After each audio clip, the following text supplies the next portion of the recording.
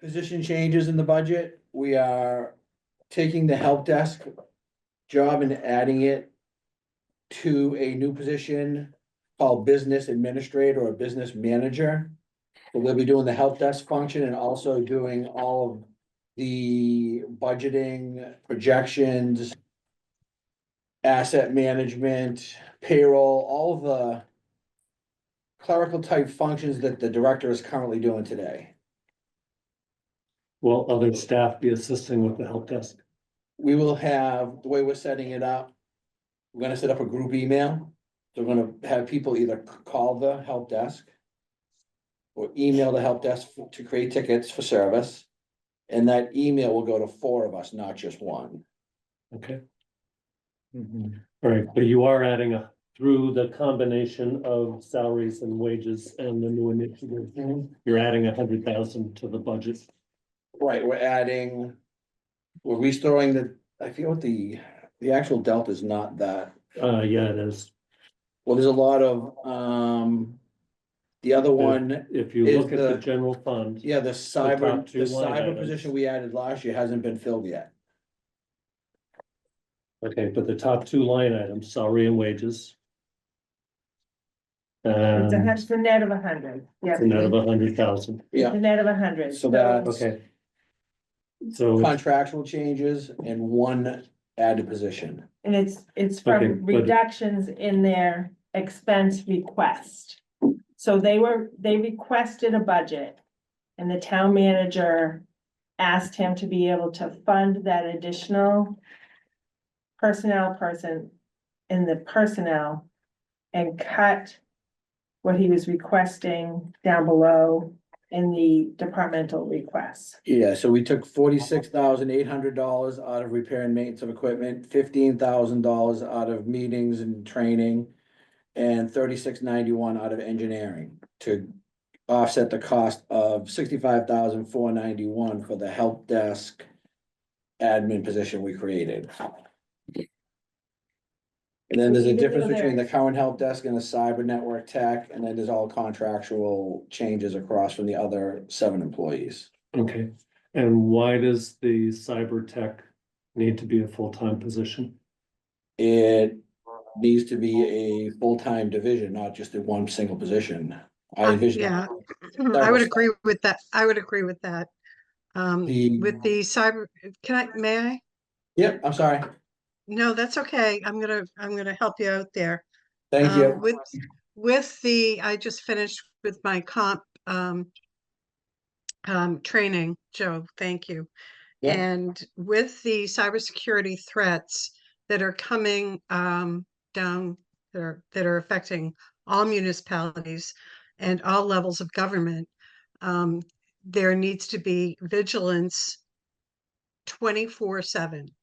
And that is checking firewalls, checking security logs, checking regular logs, updating antivirus on all of the desktops, laptops, mobile devices constantly.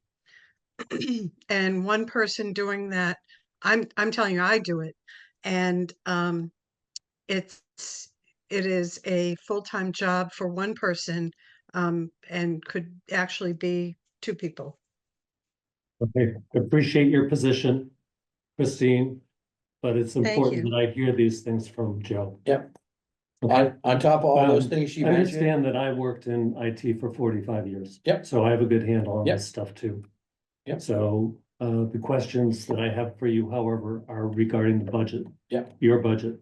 So I, again, want to ask, why does the cyber tech need to be a full-time position? so all the reasons she listed, plus Right. cyber training for all the employees.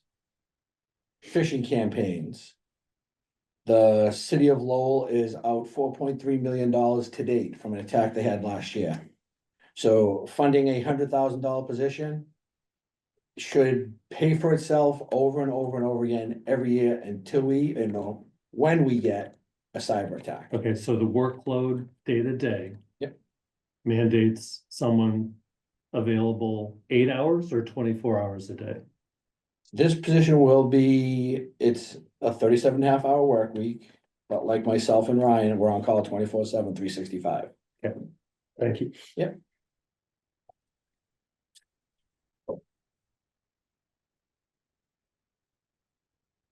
You just Go ahead. discuss the towns, do we have cyber insurance that we? We would have in the event of an currently issue? have, is it MIA? We have our insurance through Maya, which is a group pool insurance for cities and towns, and they Okay. have a cyber risk element to the insurance, and we're covered. I think it's only up to like a $250,000 loss. So anything over and above that, we would be liable for. Right. That's not much then. No, it's It's not. nothing. That's nothing. It's It's, not. So, and you'd have to get, it would be very expensive, to get like a special, rider on top of that. And to even get that much insurance with Maya, we had to have MFA, we had to have endpoint, blah, blah, blah. I don't know all these terms and acronyms, but between the insurance carriers and the auditors, every year they're getting stricter and stricter as to what we're doing and how we're doing it. And cybersecurity is the largest threat on municipalities since COVID hit in 2020. Because the world knows that municipalities don't have, we're 5 years behind the real world, or we used to be 5 years behind the real world in technology. We could buy switches and computers and let them run till the gears fell off. We can't do that anymore. We have to replace our network switches in a life cycle program where the vendor's still giving us updates to protect us against these threats.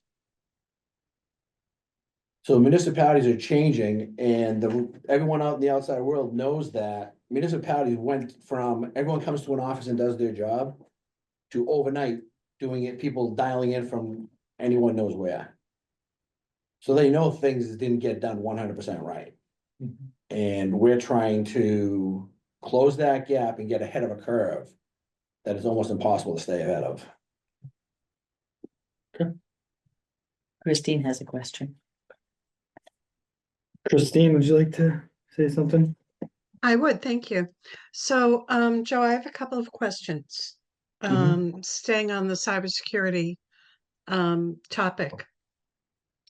So, do you think that cybersecurity insurance it would mitigate a cyber attack? No, it's like having car insurance is not gonna mitigate getting into an accident, I believe, if that's what you're asking. Well, It's going yes, to help us. sorry, the- so what I'm Yeah. kind of what I'm getting at is, it's not going to, it'll help with, I'm assuming, the servers, purchasing new servers and perhaps the time it would take to reload everything. But in the end, that's all it does. It doesn't miraculously replace everything. Correct. But what you're doing and what your staff are doing are completing backups locally and cloud backups as well. Correct. And that function, in addition to I'm assuming your servers have support. Mhm. So if your servers go down, you'll get new servers anyway through your support contract, or just reloading your software and from cloud storage. So it's really the money isn't going to pay for the time it's going to take. Right, we might get some reimbursement from the insurance company, but the stories on the street of the insurance companies hinder the recovery efforts. Bristol Community College, I think it was 3 years ago, got hit with a cyber attack and they were without technology for, I think, a semester and a half. And this cyber insurance or their insurance carrier, after they got things up and running, sent their own team in to check every single setting on every single device that was put back into production, which cost them another 3 months. Because they said, if we're giving you our money, we want to make sure this is not gonna happen again. The city of Lowell, I believe, just took everything they had, threw it away and started from scratch. They couldn't determine whether their backups were compromised. So some of the more sophisticated attacks, they're sitting on the systems and just learning, and finding out, okay, every night the town of Plymouth sends a backup to AWS, which is immutable and can't be touched. They're learning that path and they're infecting all those files as well. Right. So Okay, and the key to the whole thing is the earliest detection possible, which goes back to looking at logs and having detection and managed services, monitoring our environment 24/7, 365. And me getting text in the middle of the night, hey, one of the ports on a switch at animal control went offline, something going on. So the earliest detection is the key to surviving. And having full-time FTEs to do that will go a long way and help us mitigate any issues that come up. thanks, and I'm also just gonna point out where this is an open meeting, I'm assuming you wanna not talk Yeah. too much about your cybersecurity infrastructure either. Okay, so I don't think, so I just have one question. Yeah. The staff and your reorg, do those continue to be union positions? I'm not union, the assistant IT director is not union, and the cyber position will not be union.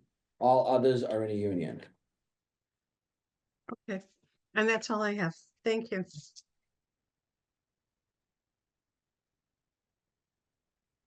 So Joe, you talked about the, is it the computer equipment line that's going up by 10%?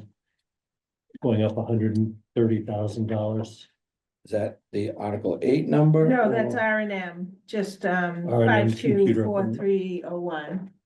Yeah, That's where you pay for all your services. right, that's, The I mean, detail, I the mean, Tyler and. 10% is not unreasonable to no. see that from your vendors, but I'm assuming that's mostly what it is. We're trying to get them to give us 5%, and it's like pulling teeth. Yeah.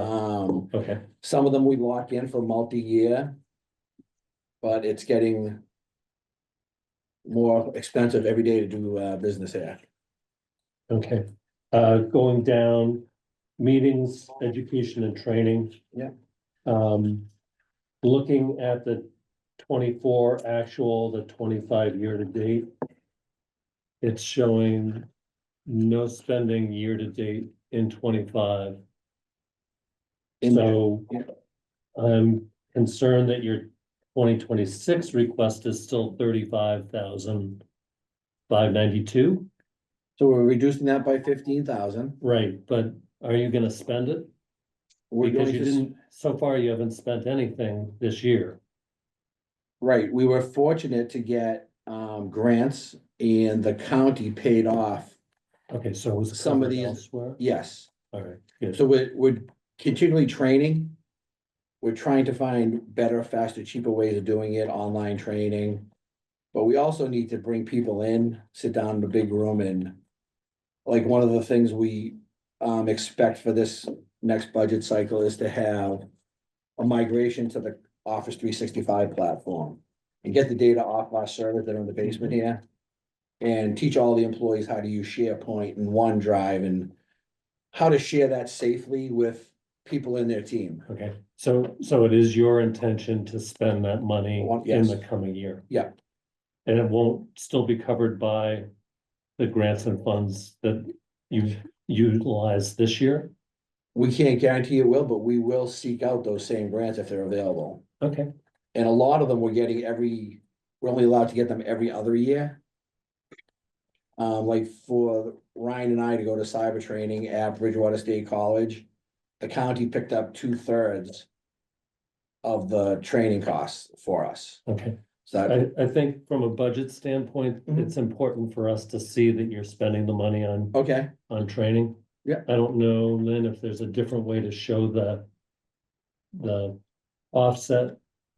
But that's a concern I have in other areas too, is it's not clear where there's offsets to spending. Mhm. Yeah. So the budget shows it as zero, even though you're actually doing the activities. yeah, I wanted to go down to telephone and network communications as well. mhm, So, that shows, particularly on telephone, it's 100,000 decrease. and I believe we have From- telephone is Verizon, where over the last 5 years, we're migrating from Verizon phone service to a IP-based phone company. And we've finished this, right now, we're done with every single site except for the main library and the Manomet Library. So that number's going down, but that, there's gonna be an increase in network communications. And that's what we're migrating the money to, because it's internet and phone service bundled into one bill, so that's moving over there. Okay. Good. Um. I know that you've asked for, another device. It's shown under department equipment. Yeah. I'm a little surprised at the price tag of that. It shows as 117. We, we took that from capital, so we moved the CapEx budget number to OpEx. We're gonna replace 25% of our technology in the field every year. So that's not for division It's for computers, laptops. it's for yeah, the The- entire town. entire town minus schools. Schools have Okay. their own budget, but we do everybody else. Okay, so where it's shown in the department equipment budget detail report. Yep. My advice would be that you show a unit cost and a number of units as opposed to a unit of one Okay, and a cost of 117. Yeah. And that way it'll be more clear to everyone reviewing the budget that you're actually replacing multiple units as opposed to a single So, yeah. device. that's.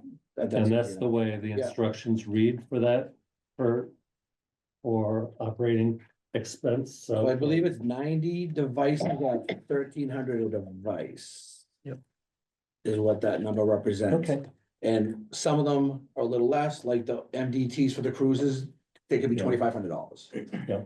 So we try to juggle enough that we have a laptop, a docking station, monitors go bad, we keep monitors for double life cycle. But everything else, we average about to about 1,300 a device. okay.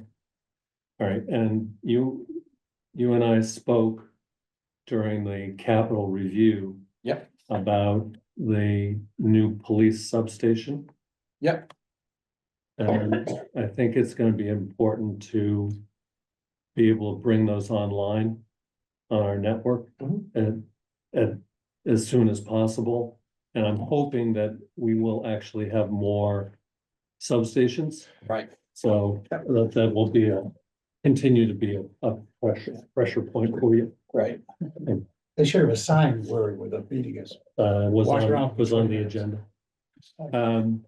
Okay, and then one more thing, I wasn't sure if you caught this, but, in the work that I'm doing with, public safety, Yeah. there is a new mooring application software being, requested by the harbor master. Okay. And I wasn't sure if that would fit potentially in one of the existing applications that you have. I know that the treasurer and myself have been working with the harbor master on his new request, because we are looking at the platforms that we already use. And if one of those can be used by him, but,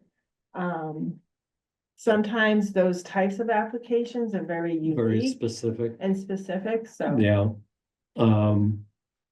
But I also know that, you know, the platforms that IT supports are fairly robust and may actually could be extended to that, for that purpose, but I will ask the harbor master when we do their budget Yeah, and reach out to tomorrow, us. Yeah. if they've talked with you about Okay. alternative platforms, but I want to make sure that you were aware. A lot of the platforms, like, for example, they're normally cloud-based, so they're not Mhm. something that sits on our server.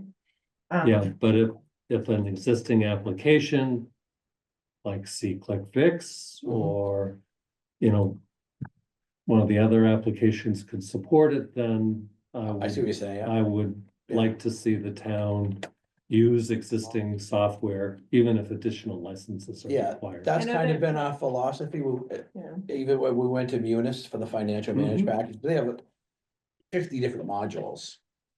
So we told everyone, and I think the best example is town clerk and dog licenses, so you want to automate your dog license process?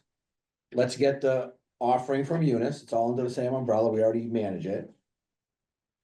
It wasn't very good. They went through pain and for months and months and months. And then we let them go and get another outside of Munis application. But To your you, point, that you was and I great. both know Yep. that every user thinks their application is a snowflake. It's unique, Yes. and unless there's pushback, Yep. and pushback may need to come from Brindisi. Yep. That tells them that they, you know, have to use the existing platforms. Yep. Then they're gonna continue to say, oh no, ours is unique, we I think need our we'll own get the software. pushback from the treasurer's office, because the treasurer's office has to maintain and reconcile every single application that Right. has. Any money online involved in it, payment. Any online payment system. And that's So what- she's, That's what working this with- is another she's working- online payment system. and she's working with Chad, Okay, okay, to see what he needs. And if it can fit into any of the ones that we already have, because we have Yeah. Invoice Cloud, we have City Hall Systems. We have. We have OpenGov, it might be a permit type. Una Solutions, we Yeah. have OpenGov, so we have 4 already that we're trying to see, you know. and you're adding one for dog license and you're adding another No, for dog Roy. licensing is City Hall Systems, which is Okay. a system we already have. So, The Okay, dogs moved I've made over my a long point. time ago. I'm on the same page as you. I made my point, I'm done. Okay, Dan, that's all my questions. We can go home now. Part one. We have any other IT department related questions? Any public comment? I see Ken Stone on there. Know if you had something to say about this meeting or another subset. Looks like he's He good. said no. We should vote. Okay, so we can do a roll call vote on the IT specific budget. I'll just raise our hand. Sure, yeah, well. Yeah, we're on it. To advance this, So, just so I'm clear, are we approving the department requested budget or the town manager's recommended budget? Select board, The select board is the one select that, board yes, is where we're. So we're voting on the select board budget. so can I get a Alright. motion for? Oh. Motion. That's second. I'll second it. Too late. Yeah, I'll beat you. Okay, so Bruce moves to approve the select board budget for IT. Gail seconds. Any discussion? Okay, we'll vote. All in favor, raise your hand. I think we need to do roll call. Okay. Oh, yeah, because Christine, sorry. All right. Miss Butler, Yes. Mr. Howard, Yes. Mr. Snyder, Yes. Miss Richards, Yes. and myself, yes. Okay, unanimous. Thank you. Gentlemen. If you have any questions, just shoot me an email and. if Sandy's out there, can you have her come Sandy? in? Yeah, Have a good afternoon. thank you. Thank you. Stay warm. Huh? I have nothing. So, I think Finance will be up next, but I'm gonna have Sandy from procurement come in. Cause she probably came upstairs. So we're gonna do procurement first. Procurement first, and then we can go back to finance and accounting. Hi, Sandy. Hello, everybody. So Sandy Strassel is our procurement officer. Hello. Derek, the town manager, is our Chief. chief procurement officer, but Sandy in her office, the staff in her office handle all procurement for the town side and for the building committee, so any projects that the building committee has and other town. And she supports the building committee, the capital improvements committee, and the designer selection. Okay. All right. Hello. Hello there. So I basically, I think just go over either increases or decreases. Yeah, that'd be great, yeah. So as far as my salaries, there is a decrease, this year. My procurement assistant was the admin for, the charter review. And because there's no charter review going on right now, I was able to decrease the overtime budget. And then any increases were due to, I did have a staffing change, of my administrative assistant, so that changed my salary numbers a little bit as well. And then on to repair and maintenance of equipment. I did decrease that, looking at previous year's spending. I went down a little bit for that. Meetings, education, That, the R and M equipment shows 0 year to date in 2025. so Are nothing they has, all year end? most of the time, yes, Okay.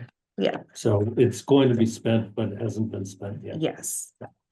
Excuse me, the 2024 actual, is that complete?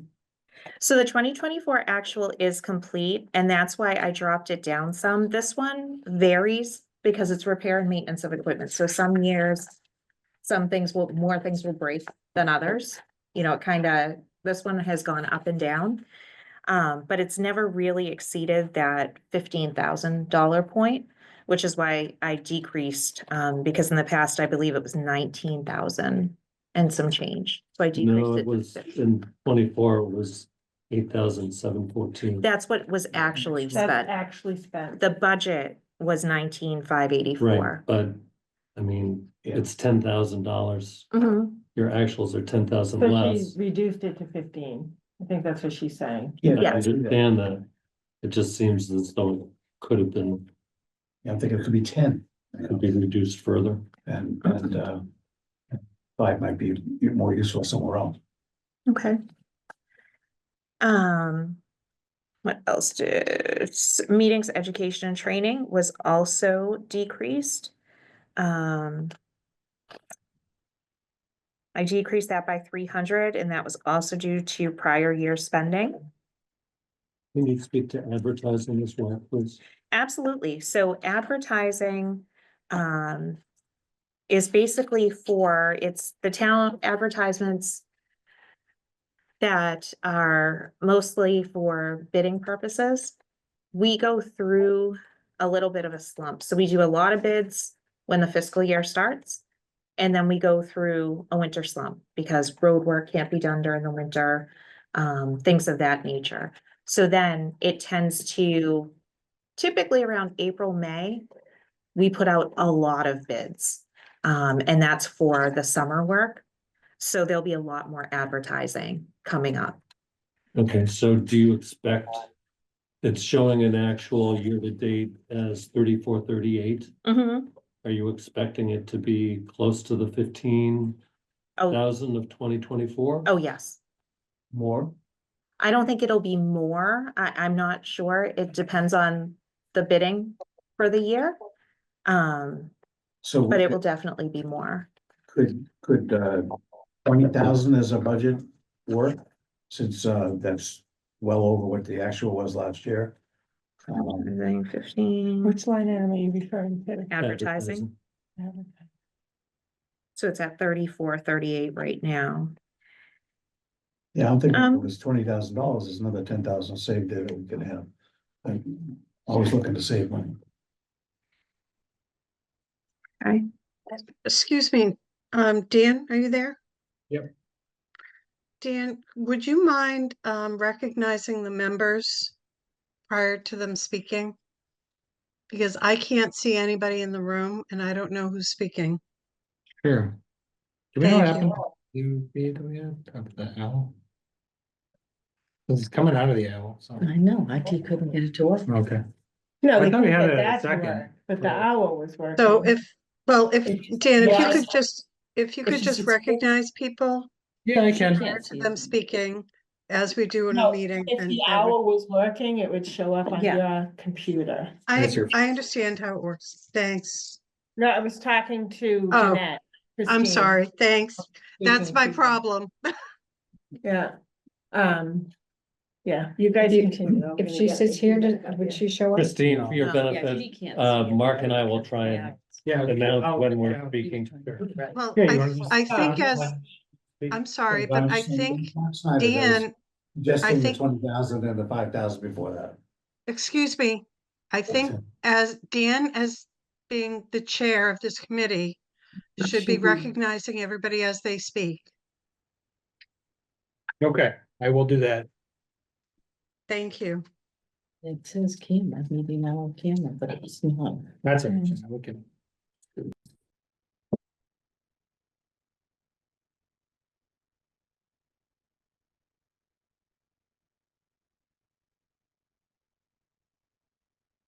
Go back in All here. right, we're good. So this is Bruce. I think Mark's point is well taken that, that the advertising looks like it's a generous budget when it could be tightened up a little bit. I wanted to ask about printing as well. Could you comment on that? So printing is the printing of the town tax bills, and also the town reports. She can. The number that's here that's showing Christine, the can you see actual, it now? Okay, that's showing the actual to date, the 17,404. We, between yesterday and today, we just processed 2 more invoices for tax bill printing. So that number is going to go up. And printing has gotten more expensive.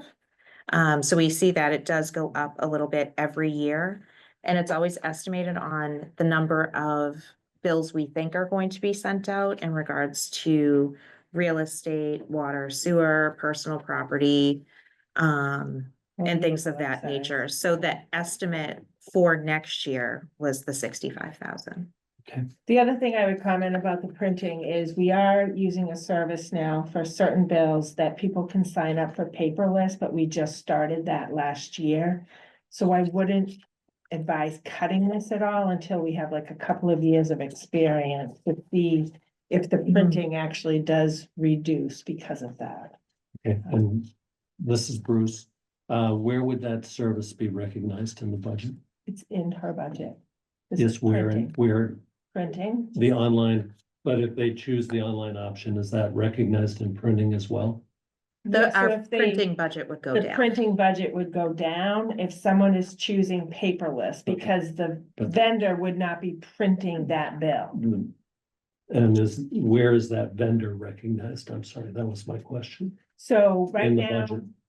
in the treasurer collector's office is the one that maintains the budget for Invoice Cloud, which is our online bill provider for online payment services, but Sandy's budget handles the printing of the actual bills who are done with a printing company, has nothing to do with Invoice Cloud. Okay, so treasury would cover it. Yep. Great.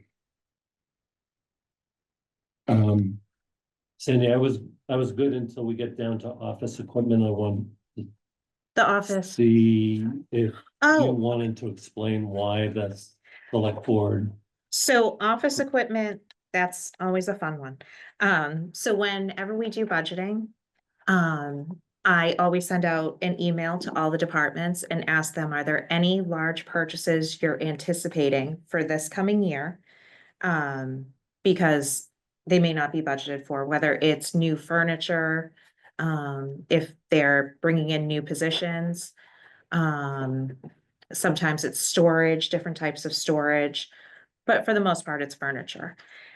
So that is going to vary from year to year because it's actually based upon the requests that I receive for items. So this coming year, originally, there was, I had originally asked for 42,730, but that got dropped by 25,000. Because, was it 25,000? Was it 15? 25. It's more than 20, so yeah. Yeah, 25. The police department had initially asked for $25,000 worth of furniture. I'm also in charge of doing the auctions for the town of surplus equipment. And the Center for Active Living had a bunch of office furniture that they didn't need anymore. So that got taken to the police department, and my budget input was already done. But the select board and town manager knew that was taken off the table. So that's the difference there.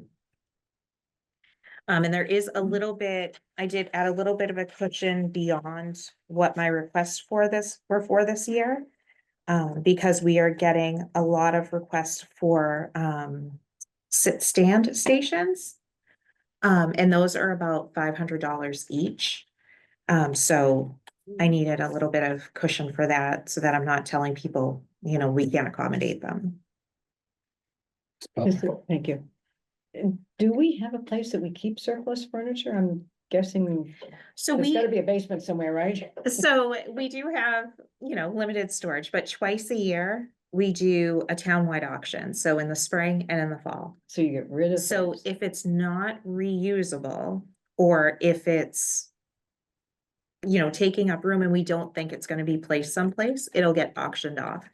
Procurement has a whole room in the basement that's just full of cubicle and desk parts. So whenever someone says, I need a new cubicle, we go down there and we pull what we can to put something together. Just like if they want to get rid of one, we take all those parts and store them in the basement. Okay, thank you. Standard. Thank you. So I'm looking at this thing, and again, we just talked about the $25,000 disparity here between the 42,700 you want and the 17,700 the selectman budget for that. Could you live with that selectman budget if that goes through? The 17,730? Mm-hmm. Yes, because that's based on, office equipment is based on that $10,000 cushion. And then whatever request I got. I make it very clear to the departments that if you need something in the fiscal year, you have to tell me now. Because it's not budgeted for unless you tell me now. So, Thank you. Mr. Howard. So we're in the narrative where you said police department is requesting a replace workstation in the record division. that has been 25. scratched. That's the 25,000 was removed. Yes. Perfect, okay. I had another question. You said down in the operational overview, as I would expect, you manage development, invitations for bids and proposals. Wanted to ask if you're using software for that. What tools are you using for bid So, process? so right now, I'm the tool. We still do, we're not using like bid source or anything like that. It's still, the advertisements are generated on our website, through the newspaper, which is still a state regulation. And, they're also posted in town hall. I put all the bid documents together, I accept the bids, I open them, I issue the contracts. So that's Okay. all still me. I would suggest you speak with IT and see what tools might be available Mhm. in the existing applications to support you in that bid process. I know that we have Tyler Munis, we've looked at utilizing that, But it didn't really, I know, it was, didn't meet all the needs, and I think it had more stuff that we didn't need. Mhm. But I think at a minimum, we did see some low hanging fruit that maybe we could use it for, so we'll take a look at that Yeah. again. Good, thank you. Any other questions on procurement budgets? Mr. Snyder? Regarding the cell phone, bills. I'm just wondering, how frequently they're reviewed, in terms of getting better deals. Annually. So we have a representative that we deal with specifically through Verizon. And they're always, and we review them in office as well. The issue that we're having is, recently the town went with, what is that new software? That OpenGov. OpenGov. And some of the departments that are using it are for like permitting and things of that nature are now using iPads. So the iPads and the service comes out of my budget. And in order to be compatible, instead of, we still give out the old school flip cell phones if someone requests a cell phone. But in order to have access and link up with the iPads and with the systems, they have to have iPhones. So that has increased our And- usage as well. and Verizon is the exclusive contract, Mhm. Verizon's under state contract, so we use them. it's a state contract. But we do review, every year we'll find a line that maybe isn't being used anymore if someone left. And the person that replaced them decided, I don't want a town issued, I'm gonna use my own. We'll cancel those lines out. The seasonal phones that we have for recreation and for the beach workers, those are turned on at the beginning of the season and they're turned off at the end of the season. So the bill will go up a little bit during the summer and then back down in the winter. And the people who choose to use their own phones, are they reimbursed by the town for that phone usage? They get a Or would stipend, that but be in the that's budget? You not see out of that in the mine. salary section and you'll see, cell reimbursement or something like that. It's a Cell phone- line cell item. phone reimbursement, Yeah. absolutely right. Any other questions from the group? Solicit a motion, and if anybody's wants to pursue the changes that we had thrown about, entertain that as well, but if we want to just go with the budget and take. I'll make a whatever- motion that we accept the budget as presented. I'll second. We have a second, any For discussion? discussion, I would suggest that we not pass this as presented. Because there is a lot of cushion in here that I think we need to remove because that's our job. And so I'm looking at R&M equipment, and I would change that to $10,000. Advertising, I would change to $20,000. Printing, I would change to $60,000. And the office equipment, I would go with the number for the board of selectmen, $17,730. All those numbers are those that can be lived with by the folks here. Advertising was dropped too. So repairs and maintenance to equipment, you're suggesting a Okay. $10,000 request instead of Instead of 50, 10,000 instead of 15. yes. And the advertising is 20 instead of 30. And printing is 60,000 instead of 65,000. And the office equipment, we go with the board of selectmen's number, 17,730. Yeah. So, I think the original motion was the select board budget, even though she didn't say select Okay, board, well, but I that think all the changes. budgets that you're reviewing are the select board recommendations. I am concerned about dropping the printing I would not drop the pencil. because that is based off of the estimate I get from the treasurer collector of how many bills are The going out. printing? Yes. Okay, I'll do that at 65. I don't have a problem with that, but I would change the board of selectmen recommendations on the R&M to 10,000 and the advertising to 20,000. And I would go with the selectmen's version. On the other one, that would save the 25, I'd say 15,000. Do we have a motion on the table? I'm trying to remember my rules. So we either need to Make it move, work. vote on the motion or ask Christine to withdraw the motion. Christine? I'm gonna leave my motion in place. Okay, so we vote on it. Any other discussion or vote? Vote, okay. Ms. Butler? Sorry, Mitch. All right, so Gail, if we Yeah. vote no on this, then we can We'll come back and do it with the other numbers. come back and vote on the 15,000. no. No, No, Christine, Yes, myself, no. Okay. all right, so I would make a motion that we pass the Board of Selectmen budget with changes including R and M equipment, 10,000 rather than 15,000. Advertising 20,000 rather than 30,000. Those are the only changes. I'll second so that. where are you, sorry, okay, now that it's second, where are you taking the 5,000 from in the R and M equipment? Are you taking it from the postage? We're taking it from the $15,000 down to 10. I understand, but are you taking it from all other equipment repairs or postage? He's asking about, yeah. The detail. Probably all other All equipment. other, it would have to come from all other, because I think Yeah. we have a contract for the postage. Yes.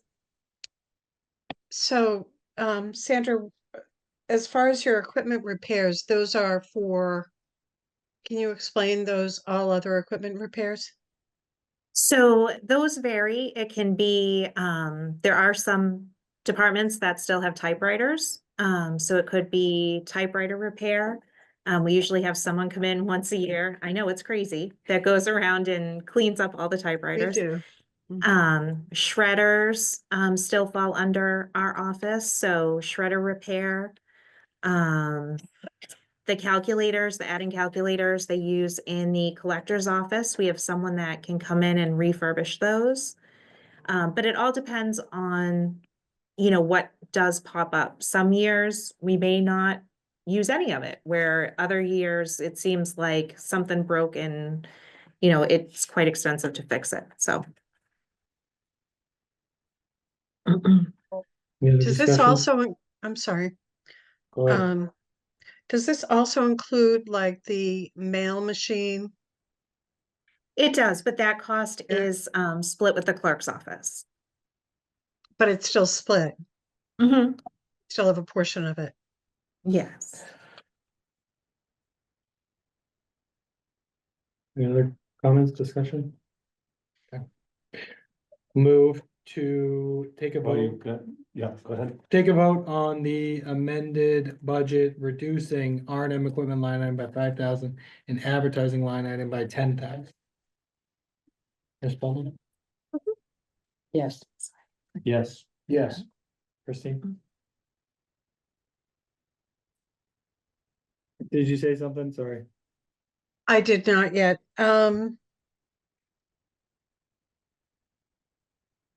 no, Okay, and I vote yes, so it passes.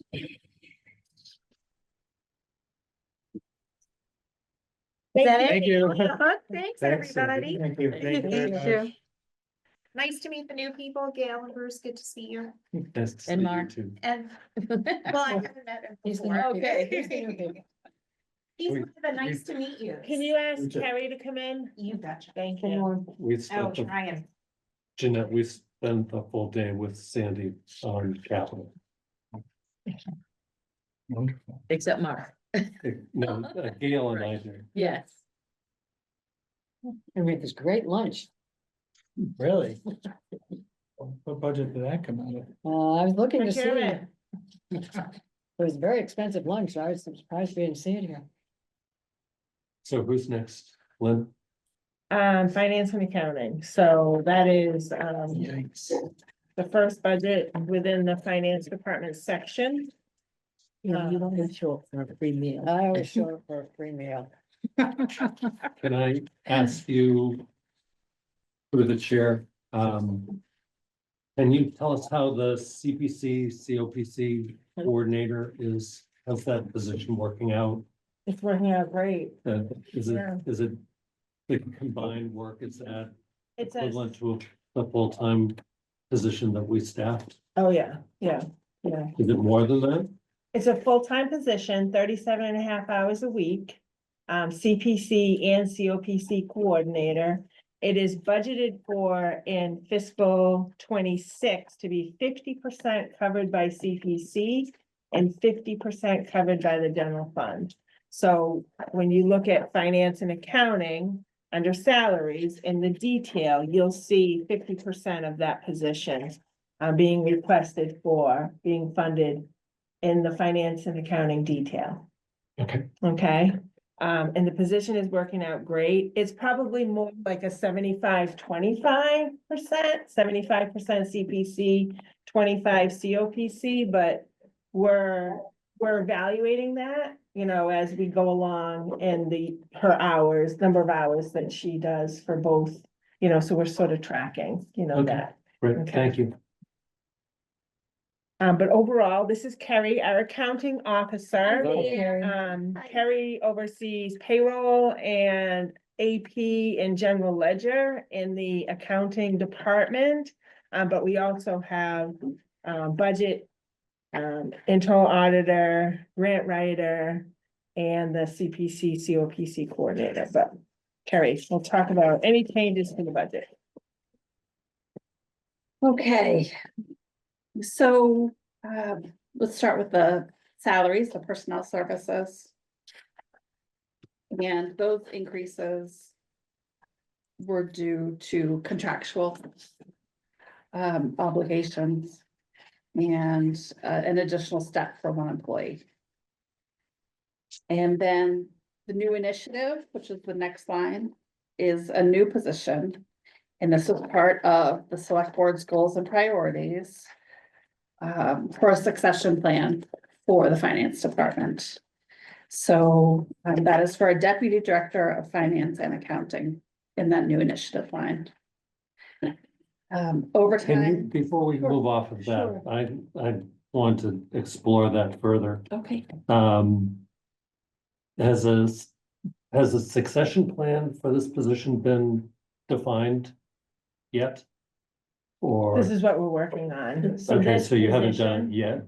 No, so this position, we've talked about several iterations of how this department will continue on in the future without me as the finance director. I'm gonna be retiring in 3 years from now. And we've talked about different things, we have some reclassifications of positions in the works with moving some job duties around that maybe I did that would go to like the budget person or to the accounting officer, like those kinds of things are in the works. Those have already been submitted to the town manager's office and to human resources. That's part of the succession plan, but the other part of it is having actually a deputy director who's under my supervision, who basically learns and does everything that I do, shadow, with the intention, very similar to what they're doing in planning and development. They hired a deputy director of planning and development. She is working in conjunction with Lee, going to all the meetings, sharing the duties of that. And with the ultimate goal that the deputy director would sort of, take over as the new finance director, So in that succession plan, does it, or will it indicate that certain groups or teams will actually report to the deputy? Will they have direct management responsibility for portions of the organization? They may or they may, Okay. it's still in the works.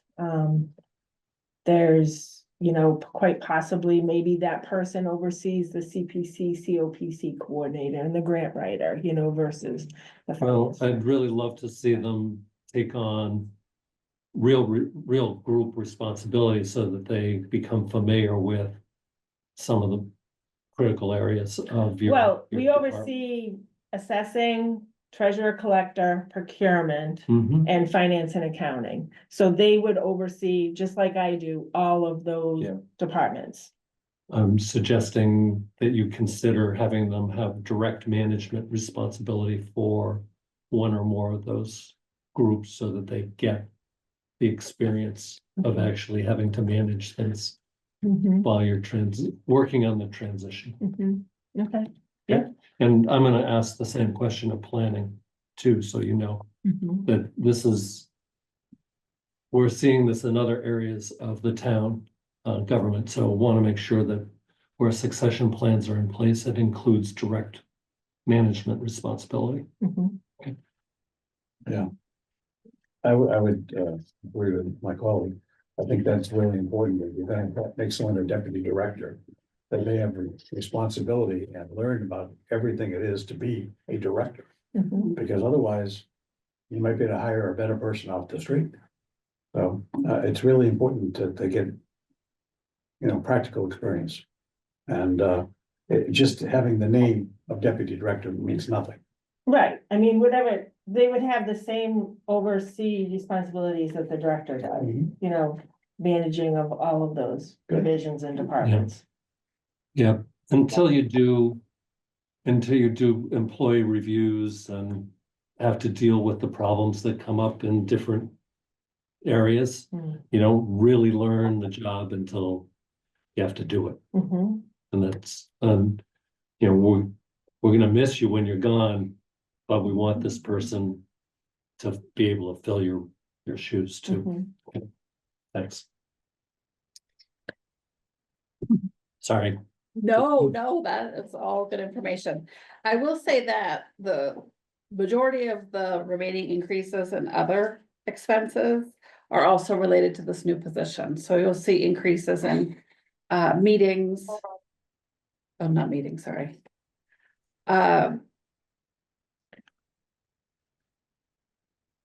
Dues and memberships and training and things like that Okay. to go along with that new role. I think that covered. I would like for you to address meetings. If Okay, you would, please. sure. Again, we look at the 2025 year-to-date actuals, which is shown as 315, and compare that to the 2024 actuals, which is 1245, and then see that you're looking for almost $6,000 more for the 26 budget. Want to have you comment on that? Okay, so we're involved in a lot of different organizations that offer multiple trainings throughout the year. And usually what we do is we look at like the syllabus of like what they're offering in that year to determine if we're going to attend and who's going to attend it. So I know in 2024, we had individuals attend probably, several more trainings than we have so far this year, but I know that, for example, I'm gonna give you an example. The MMAAA, Massachusetts Municipal Auditor and Accounting Association, they do an annual training at UMass in Amherst every March. And I did not go the last 2 years, but I plan to go this year.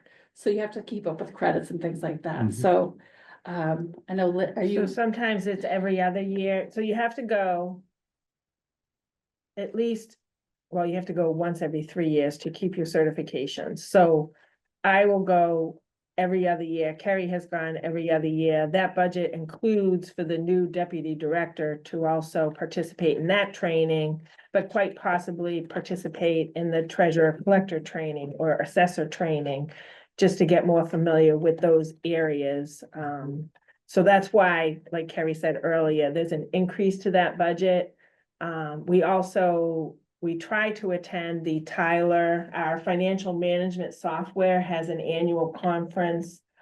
We try to attend that when we can. Usually it is out of state. So we always look at that cautiously, to make sure that, we can afford it and, who's gonna go kind of thing. But, and sometimes it could be others. It could be someone from the treasurer's office or assessor's office that's gonna go to the conference, not necessarily someone in our department, but we could use this funding, for that person to go. A lot of our trainings and meetings are in, like she said, March, June, at the end of the fiscal year, like the last 6 months of the fiscal year versus the first 6 months of the fiscal year. Last year, we purposely didn't use training, we used it more for our report writing services because we had a lot of changes that we went over budget in that line item, so we used, we offset it with that other line item. Okay. Yeah. So do you anticipate that you'll get close to the 9,000 in 2025? Yes, yes, yeah. Okay. And so the 15,000 you feel is realistic for 26 budget? Yes. Yes. Okay. And while I have you, if you could address the other charges and expenditures line, which is more than doubled. Yep, so, the grant writer that is now part of our team, she had budgeted for some software in the past, but never actually pulled the plug on purchasing that, so she is thinking in FY 26 she's going to be making that purchase, so you'll see that, plus a 12-month subscription for that, for 6,000. And then the other 5,000, which is for digitizing operations, is again part of the select board's FY 25 goals and priorities.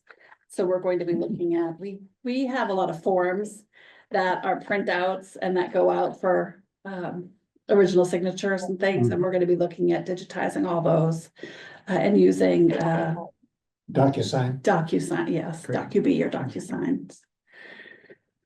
We have So- DocuBee, so the school department uses it, the town uses it in some departments, so we're asking for some money so that the finance department can, Get the forms do all our set up. forms set up and get some training on how to use DocuBee. That sounds great. Can either of you speak to the accounting and auditing fees just in general? I know they always go up by, So we 5 to have- 10%, so Our auditing, keeping them flat. I think our contract for the auditing though, we have a 3-year contract with them. Their fee, I don't think necessarily has gone up. I think that fee stayed the same Yeah. for the 3 years. 3-year extension. What has gone up, that $9,000 that you see there is we have to do an OPEB valuation once every 2 years. And then in the off year, we do a financial statement update. So we use the same actuary to do that, and she does a full valuation. She's gonna do a full valuation in fiscal 26. And then this year she did the financial statement update. So every other year that fluctuates between. Yeah, it the- goes up and down. Yeah. Yeah. But the auditing one, I think that one didn't change, that fee didn't change. And I think that's it for the finance and accounting budget. Sure, Mark. Good question.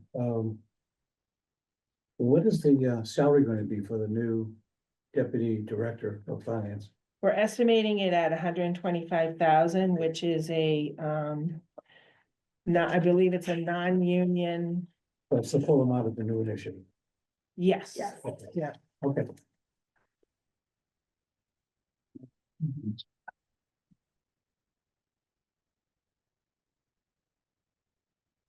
Close to the motion. Move to approve the select I'll board. second that.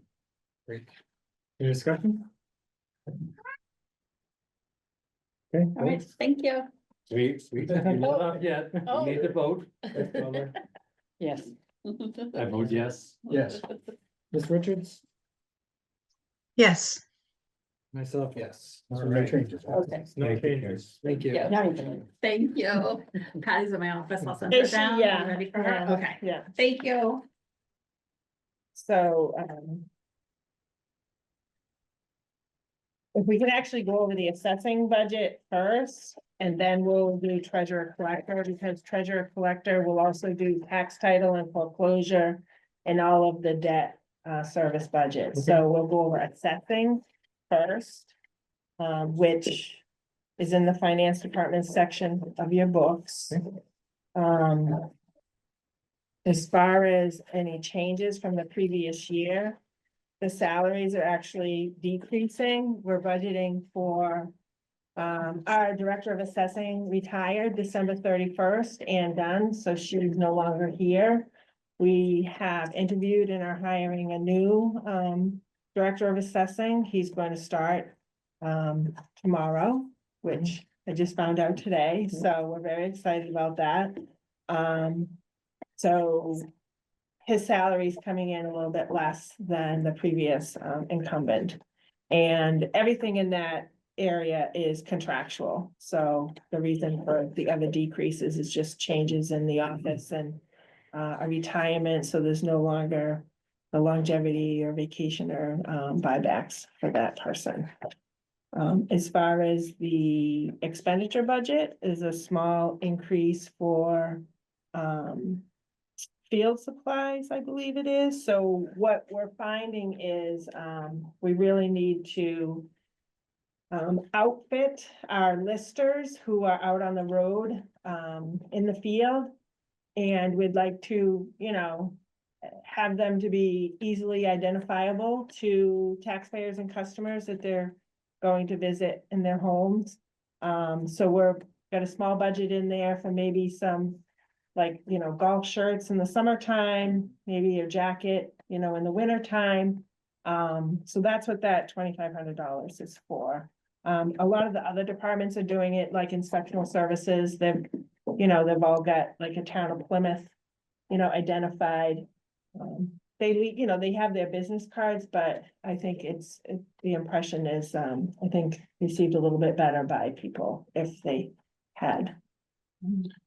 Well, seeing that I had to deal with the police while I was on Conservation Commission on a field visit, I am fully sympathetic to the uniforms. Okay. Could you speak to the meetings, education and training? Again, same thing. See a minimal or half Yeah, the 3,024, 6,025, which shows a zero spend. yeah, so unfortunately, our director of assessing had been here for 37 years and did a lot of things on her own. She's very good at it, but there is definite need for training of the other staff in the office, and I encourage that. So we are going to use that training budget this year for existing staff and for our new director of assessing who's coming in, and we will definitely use it again next year. So you will see quite a difference in the spend on that education and training. Great, Yeah. and you know, Excuse me, Go through ahead, the Chris. chair, I'm sorry, are you all set, Bruce? Go ahead, Christine, please. Thank you. So I have I have a question regarding the copies of deeds. Now, realizing that we're only talking $2,500, that line item can be reduced to 0. Because those copies can be downloaded for free. So that 25 cents a page is paid to the county. Christine, which line And- item are you looking at? County and state County and recording. state recordings? Yeah, it's That's 27. under county and state recordings.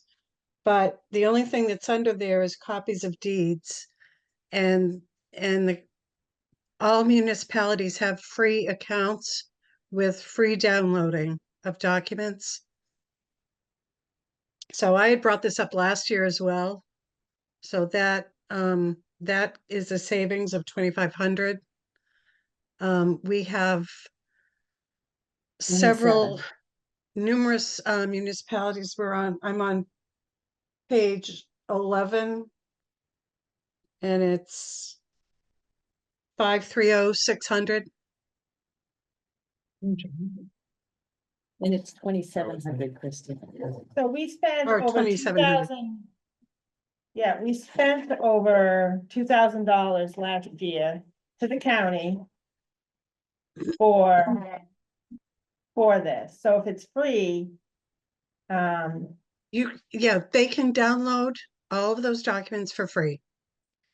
And most of the, I would say 2/3 at least of the municipalities of the 27 municipalities do that, and they download them and actually put those PDFs directly into their field cards and directly into I think either. these are recordings, No, they're not. They're copies of deeds.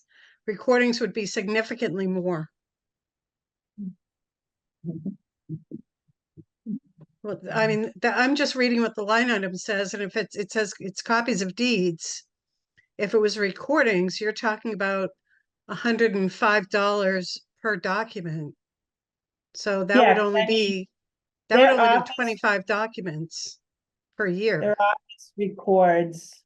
Let's see, I'm looking up an invoice, so hopefully I can. The assessor's department doesn't record anything.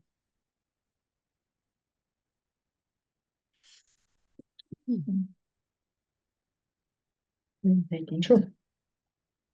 Land takings. I think they are. Registry is. Well, I'd like to take a look at it, Sure. before actually- you guys cut anything, cause, Well, I'm I gonna was make, just I'm gonna make a motion to cut that because I'm in charge of that at the registry, and we offer it for free to every municipality within the county. And have been for 20, 30 years that I've been there. Christine, since this is a small amount, I would suggest that we allow the team to look into it and Well, potentially make the adjustment in the They're next also- budget well, cycle. I mean, the 5,000 was a small amount as well, but we cut that.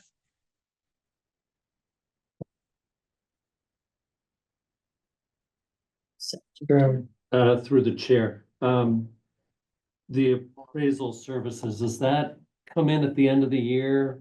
I'm just, so we have a contract with, an outside vendor who. Well, there's two things. We have valuation contract services, revaluation contract services, and then we have appraisal service. And appraisal services are for when we have ATV cases. For example, Walmart is appealing their tax bill for a couple of fiscal years. So we have to go out and hire an appraiser, commercial appraiser, who does that. We have on average between 10 and 15 ATV cases a year. So if the office needs professional appraisal services, that's what it's used for. So if you don't see any of it spent yet this year, it's because we just haven't needed it yet. But we do have a new we have a brand new director of assessing coming in, and he is not going to be he doesn't have the experience or the knowledge that our former director of assessing had. She handled a lot of the ATV cases on her own, and she only sought appraisal services if she felt like she needed them. I'd like to give the new person that, ability to be able to do that also. thank you, Lynn, that. And then maybe explains it for next me. year we can see, No, that's good. Yeah, that's fine.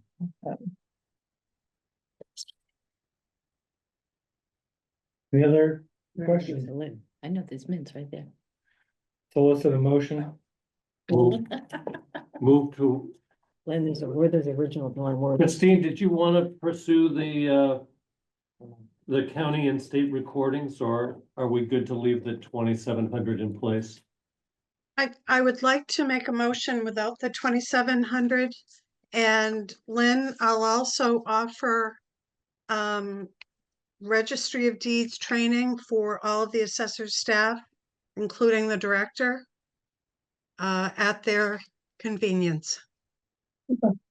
Okay, we're gonna take you up on that. Well, I know, literally, I do that. It's not that I'm offering it because of this. We offer it to all of the municipalities. And actually, I'm the one who does it.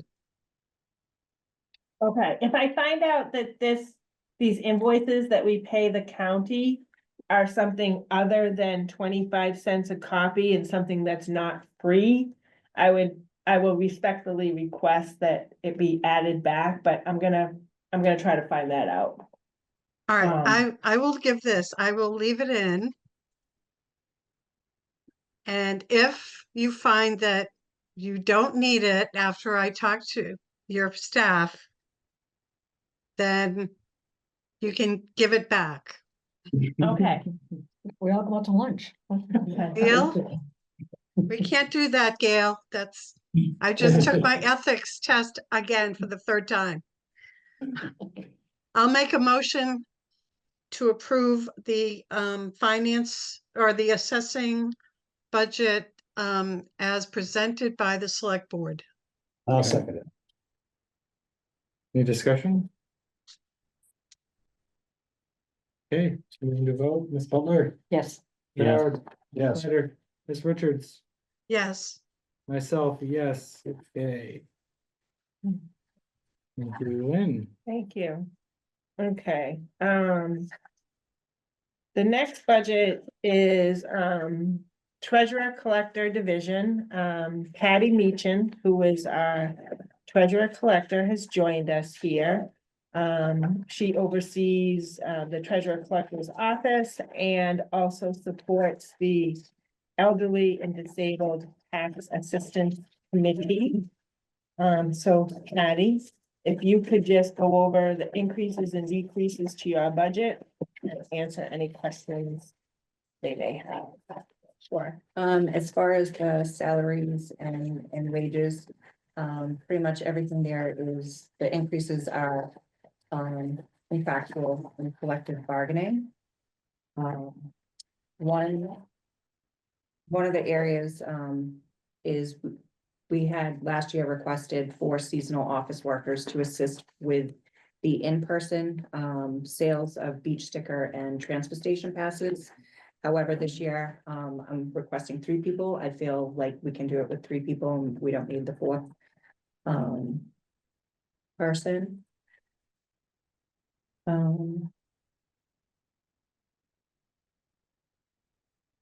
Through the chair. Sure. Could you speak to the, again, meetings, education and training budget? Sure, under the meetings, education and training.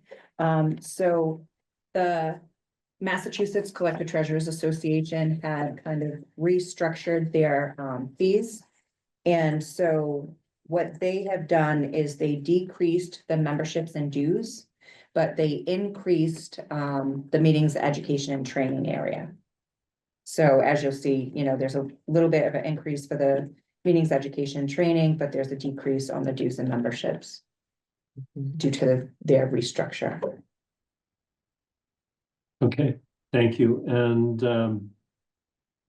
the financial and banking services, is that billed at the end of the year? I'm surprised that the year to date is 21.6 with a budget of 95,000. So no, it's not necessarily billed at the end of the year. They're A lot of it, I think, Is some of it is seasonal, so the beach stickers, city hall system. For beach Okay. stickers, state boat ramp, transfer station passes, White Horse Beach guest passes. We start to sell like very soon, Yes. and into, basically everyone has bought their beach sticker or their guest passes and their transfer station pass. By the end of the fiscal year, so, so usually between That's May and seasonal. June. yeah. those- So there's a lot more transactions. Oh, yeah. Between now and Like the if end you look at the of the fiscal detail, year. at the detail pages, you'll see city hall systems, beach sticker, state boat ramp, transfer station, so that's a big chunk of it. Lockbox processing services, that's like on a monthly basis, cause that's bill, when bills go out, we have a huge billing going out for motor vehicle excise next month, which will be almost 65,000. So a lot of this is So it's. back end loaded. Yeah, Okay, That's fine. That was my I question. call it seasonal, but it's, yeah. Yeah, Even back end loaded though, I mean, this thing stood out to me because the actual, the last year was $45,000 on the financial and banking services. This year, it's half of that halfway through the year. So we do, every couple of years, we do, they call it, rebate calculation services with, on our bonds. So we have to calculate, potential arbitrage on our borrowing, and we use, Hilltop Financial Services for that, and that's an expenditure that happens like every couple of years. We don't do it necessarily every year, but we budget for it. Lockbox, servicing is budgeted for, but it may not, be that much, but we have that. It Budgeted is for. something that, the banks, that help provide those services that they do charge fees for. So if anything changes, we would have to budget for that. So the rebate calculation service is budgeted in here for 15, but we only do it like every other year. Yeah, I'm just, the 104,000 seems to me to be an inflated number. I mean, I don't think that it's. Well, With the online services this, past year, Yeah.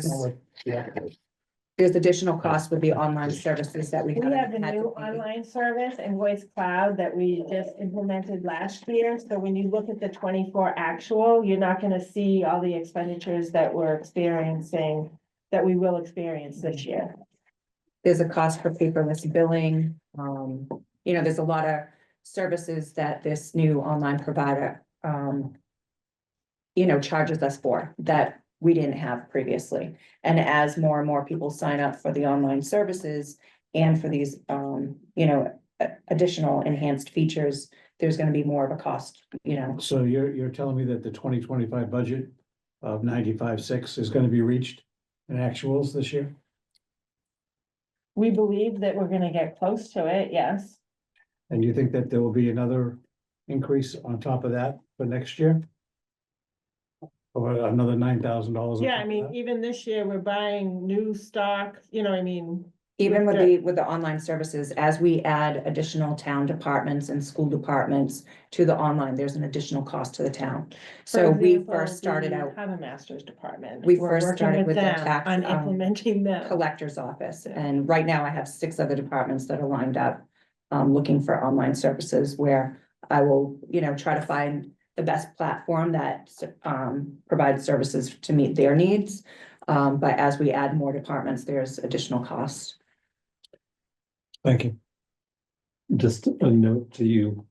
At the last A&F meeting, we talked about comparing 24 to doubling 25 year to date. What Lynn just said was that 24 may not include all expenses. Well, it may not include it because we're adding services. We have a new online provider Okay, that so are is it- that's a different model than the previous online provider that we had. So the expenditures that we incurred in 24 don't necessarily reflect the expenditures of that online provider that So we it's have just this that year. online provider that, Right, Okay. in that particular example. Okay. Invoice Cloud versus Unipay, who we had before. And then as Patty said, more and more departments are trying to get online payment. She's meeting currently with the recreation department to change the platform possibly for not beach stickers, but the daily Daily. parking. She's working with the Harbor Masters Department on which platform might be suitable for him. We're also have a meeting tomorrow with the police Police. department because they want to do online purchasing of gun permits and the things that they do. A lot of that's a school, she's working with school department right now, so as we add more and more departments, the cost of adding that, it comes out of here, the services that, because there are some maintenance and processing fees that we have to pay. The credit card fees are paid by the customer, or if they use a check, online check or something like that. Excuse me. Sorry, I had Mr. Snyder first, then you can go. Just a quick clarification on, you were just mentioning that some things come in after the 2024 and wouldn't, when the year's closed, wouldn't those bills from 2024 be put on the 2025 actuals? No, so 24, if a bill, if something got incurred in 24, but we hadn't paid it yet, that would be an encumbrance. It's still a 24 expenditure. And But that would show up in the actuals of 2024, not in 2025? I don't, I'd have to You, check you that. accrue it, don't you? We accrue it, yes, So, yeah, Yeah. should be in there. yeah. Ms. Richards? What I was saying was the provider. We have a different provider that it costs us more money for online versus the one we had before. All right, Ms. Richards, you wanna say something? Yes, so when you have different departments that are gonna be using these services, are you going to be spreading out this the money, you know, that you're gonna be incurring, the charges that you're gonna be incurring to the other departments? Or is this something that you're gonna do under procurement? Or something that you're gonna do under IT? So the online provider services, the service fees that they charge for someone to go paperless, there's a fee. For someone who, I mean, for example, Chargebacks. or- chargeback fees, if someone, doesn't have enough money in their bank account when they paid, they're getting a chargeback fee, if or they their use the credit wrong card and account or they. Closed account, unfortunately, this company charges fees These, for that, yeah, these so. are all like financial banking fees that are being paid out of this budget. We don't charge back to the particular department who that incurred with. No, Um, what what I'm saying is, so you're gonna add on different departments that are gonna use these online services. So say you Yeah. have a company that, like the police department, is gonna use one of the services for gun permits. Yeah, And you have another, maybe the fire department wants to use it for fire permits. Similar, things like that. Are they going to contribute to the cost of these services, these online providers, online services? so, I mean, Patty, correct me if I'm wrong, but so we didn't budget, we had, the school department was adding something, oh, that's right. So we have, so we have we use a third-party vendor for reconciliations, and they work with our online providers to create business rules so that when people pay online and all of those deposits go into our bank accounts, that we can reconcile them more easily than if we didn't have business rules. And Invoice Cloud, which is our online provider that we're using because we have to. We use them for the tax collector's office, and right now, the first department that is gonna be utilizing Invoice Cloud is the school department. So we're working on a few different areas like the high school parking and the preschool tuition. So right now that's our main goal right now that we're working with them on. But for the integration between the cash management system and the online provider, there's additional work that the cash management system, like their development team, has to do so that when these deposits come in and we're able to create the receipts and book them to the cash book, that they're able to try to determine a deposit date, because the online payments, we're dealing with multiple departments, and as we continue to add more departments, if you made a deposit today, the ACH versus the different credit card companies have a different timing of when that deposit's gonna hit.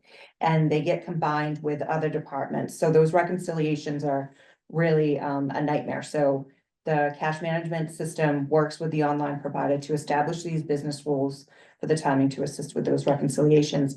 That being said, what Lynn was trying to get to is there's something called these MID values. And so there's fees in here, that the cash management system charges to be able to do that. And we did request that the school assist with those fees. We check to see if they had that, you know, within their budget so that they can help with that.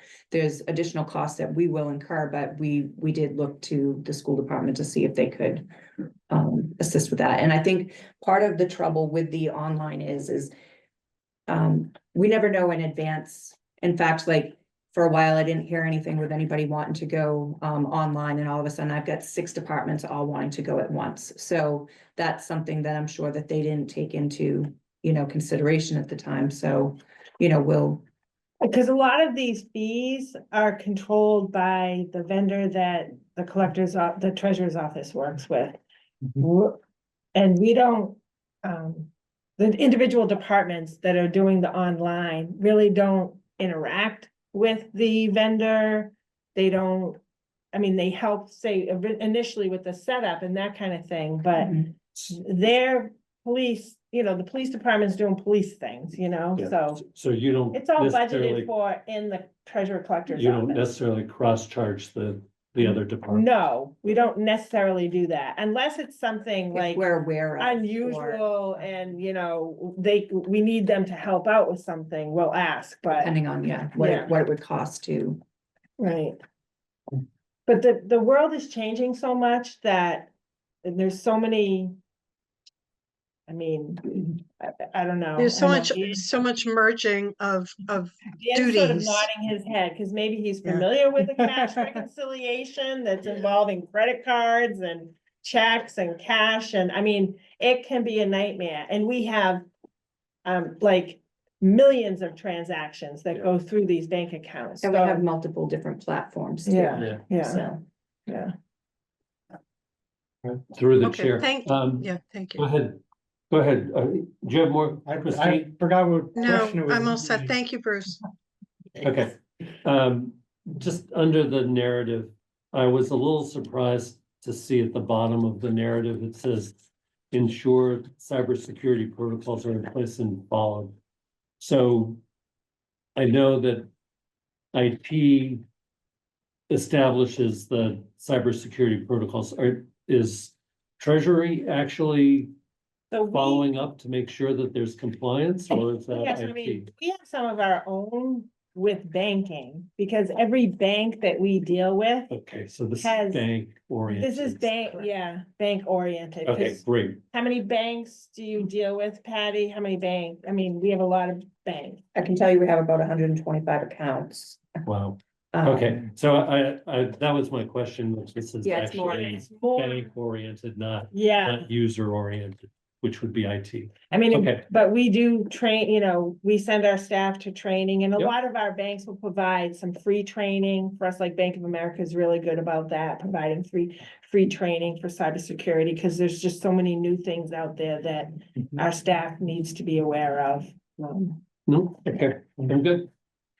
Also motion for the treasury collection. I'll make a motion for treasurer collectors budget as presented by the select board. Second, Mark? So you can say. All right, any discussion? Okay. Ms. Yes. Butler? Yes, Yes, Mr. Christine, Richards? Yes. Myself, yes, okay. Thank you very much. So she'll continue on Okay. with Sorry, you can't the leave. the tax title and foreclosure budget. So, this one here, we've requested to be, Let's make sure that they can find it. So know where it is in the book. I think it's in fix, It's later. 14th. Thanks, Christine. yeah, 14. And three budgets in. We're in the budget next. Nope. New tabs. We're doing. I got a version. But you get.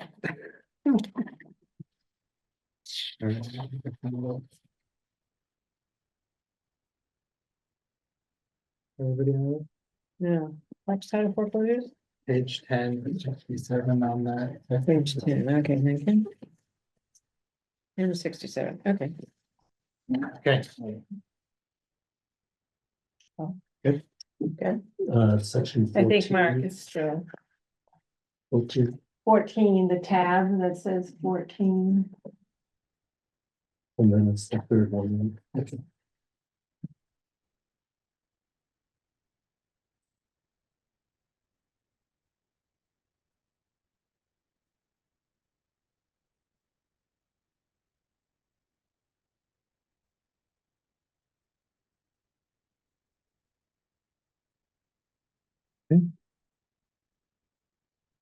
So the legal services, I've requested to have it, level funded. There's recently been a change to the legislation for tax titles and foreclosures regarding the topic of excess equity. So there will be a change, to our process. And there's going to be a greater, financial impact to the town. So previously where we could, we would do a newspaper advertisement prior to a tax taking. Now we're going to be required to post 2 notices at the physical location of any residential property, so whether it's a dwelling or a vacant lot. So we will be having the constable serve these notices. And we would still have to do a newspaper advertisement for commercial property. So this is only affected residential properties. And aside from that, as we go through the foreclosure process, if once we get a judgment, it's up to the town to decide whether the property is to be kept for municipal purposes or whether it's going to be auctioned off, and you have a small window of time to decide that. From there, we would have to get an appraisal if the town decides to keep the property. We'd have to get an appraisal. If we decided that we were gonna auction the property, we now have to hire a real estate agent or broker. And that property would have to be listed for a year.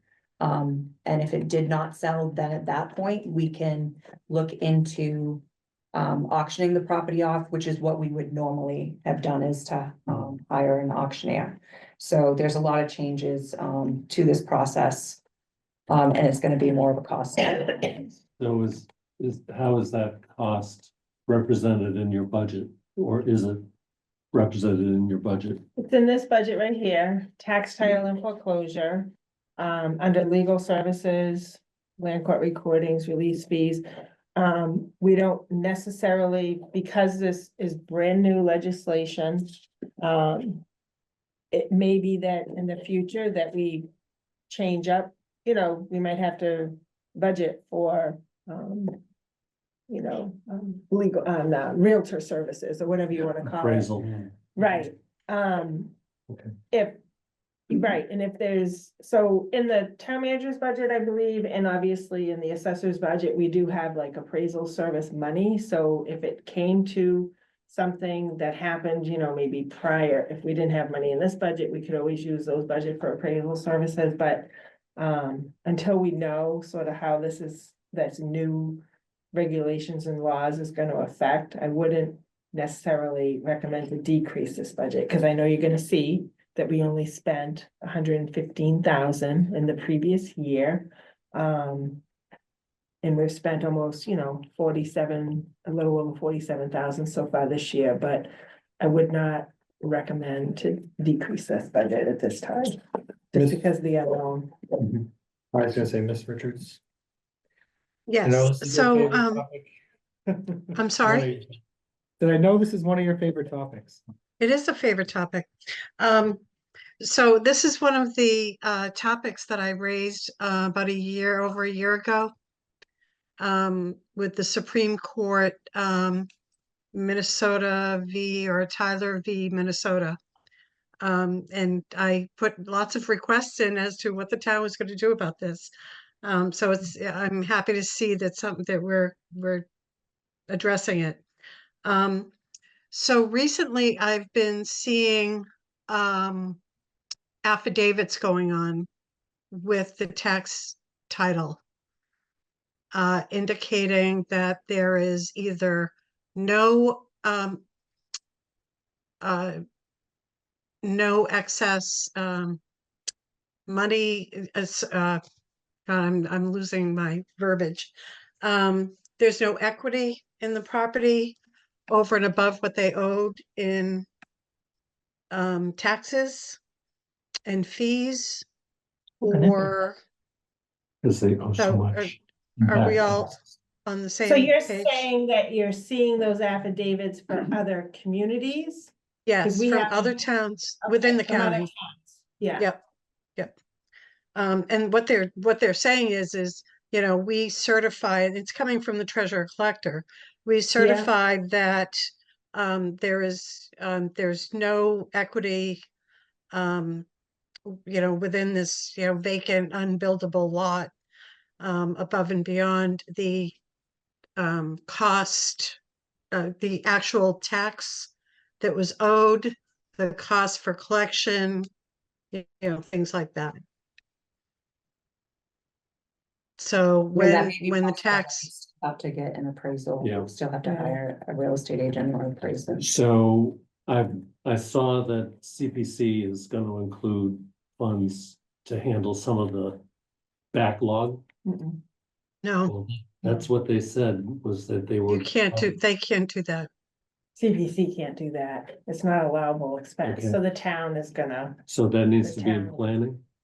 so it's going to be submitted probably as a separate article at town meeting for the special. So, Okay, it's not in the actual it's operating not in the budget. budget. Yeah. Okay.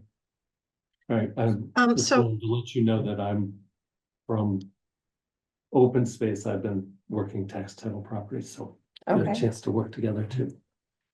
Ms. Richard, do you have follow up on that? yes, I do. So how far are we going back with these pieces of property?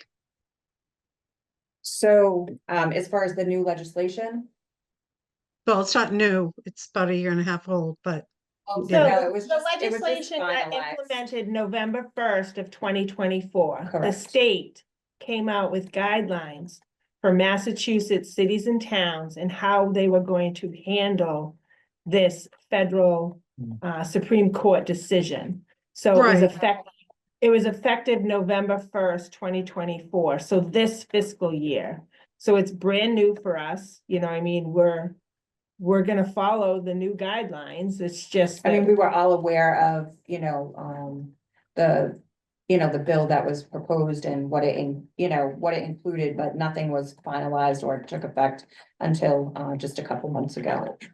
So, okay, I mean, I'm just saying that when the Supreme Court adjudicated that case, whether the Attorney General of Massachusetts, you know, said, yeah, we agree with that.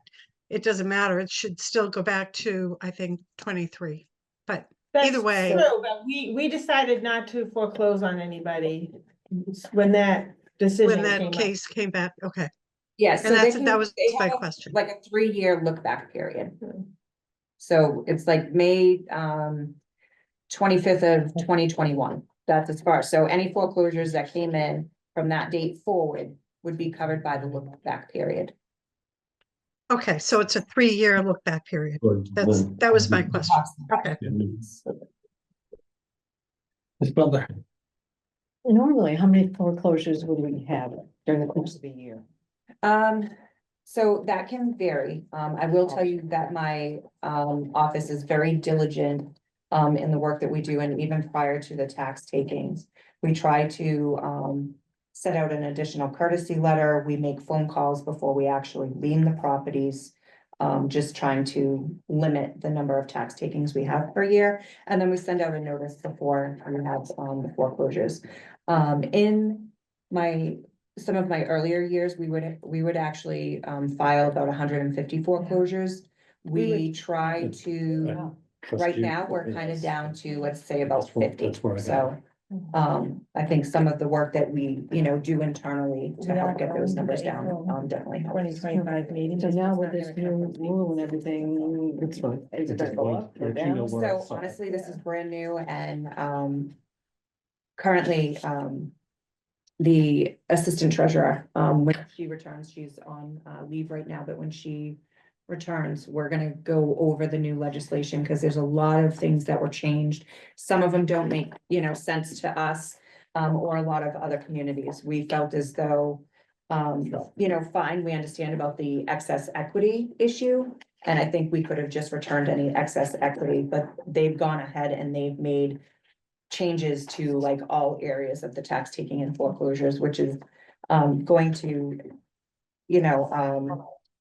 incur like a lot more work for me and my staff. So when she returns, we're gonna go through that. We're gonna come up with our process. We're gonna try to find a new way. Because for years, we did everything like clockwork. We knew everything like the back of our hands, and now this kind of, put a little wrench in it. So we'll go through it. We'll, try to come up with a process that we think is gonna work for the town. And then from there, if we have to make any changes, we'll do that as we go. Okay, thank you. Yeah. Peter? So it's a question on the legal services line. Again, it's been explained, why it needs to be increased. Is that gonna include the constables, the advertising for commercial, the real estate? It's all gonna come out of that line at this point? It can include anything. So we budget 261,000 for tax title foreclosures, and it's a level funded budget. We didn't ask for an increase. Mhm. It's level funded from the previous year. Any costs associated with this new legislation, we're gonna pay out of here Okay, at any one of those line items. that's fine. I think in the future, you might want to delineate it a little bit further, but that's fine. Any other questions? Okay, solicit a motion on this budget. I'll make a Move to, motion. pass the budget. Second, or you wanna first it? I don't care. Okay, got a second for Ms. Get Butler. my care about it. All right, any discussion? Yes, Yes, Yes. Ms. Richards? Yes, Okay, thank you. And myself, obviously, yes. Okay. Okay, debt and so long-term principal, interest, miscellaneous interest, short-term interest and bond interest costs. Tab 15. So this is all the debt, for the general fund.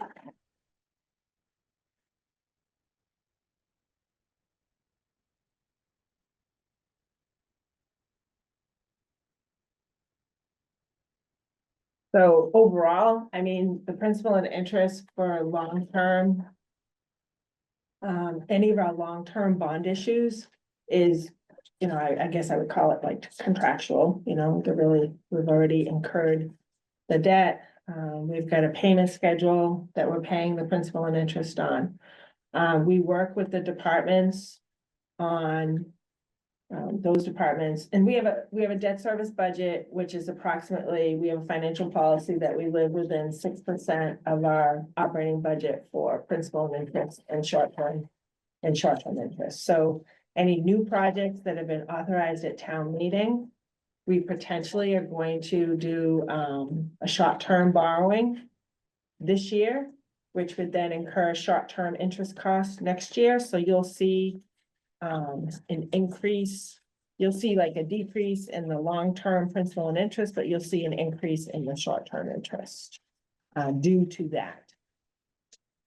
Due to all of those projects that are still in a short-term state. For example, the school department replaced 3 school roofs, and we did not include that in our long-term bond issue that we did last June, because that project wasn't complete yet, and we're working with MSBA because they're reimbursing approximately 50% of that project.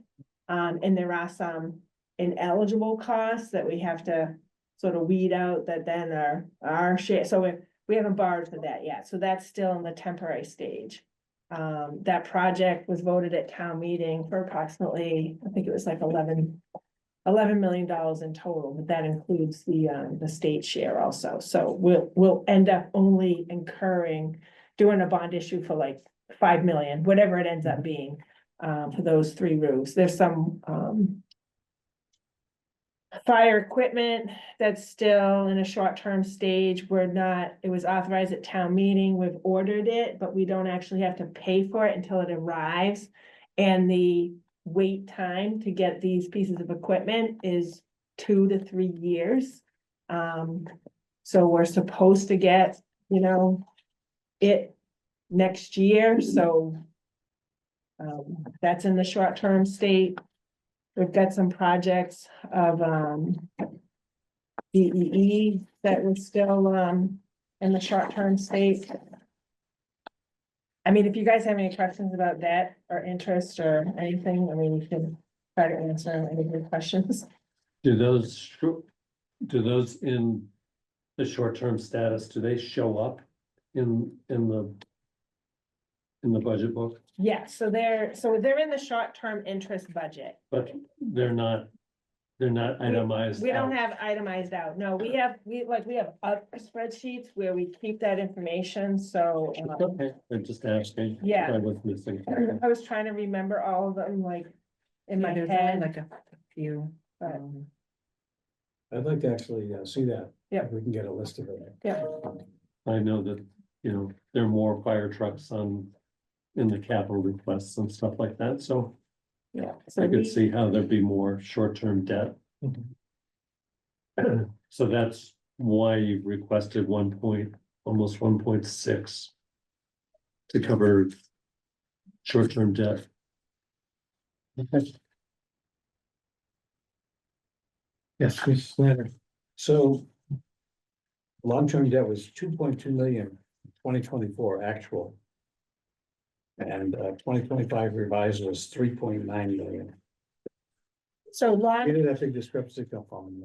long-term principal, what do you? The long-term debt. Which is on your, So that's, the principal, yeah, long-term debt. 2.2 million in 2024. look at it in total. That's what I would do, because this is all long-term debt. This is all long-term.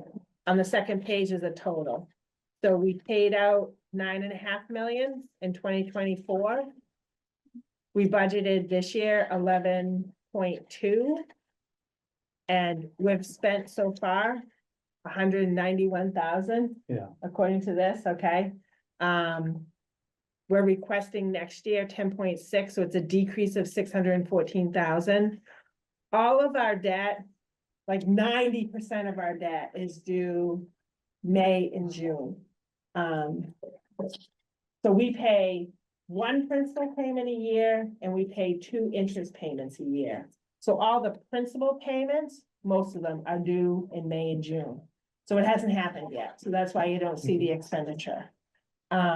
On the interest side, if you go to the total page of long-term interest, we spent 5.5 last year. Our budget this year is 6.7. We've spent a little over 3 million so far this year. So that's the half interest payment for this year. The other half will come in May and June. Well, you're projecting it to drop by 800,000. Yes, yep.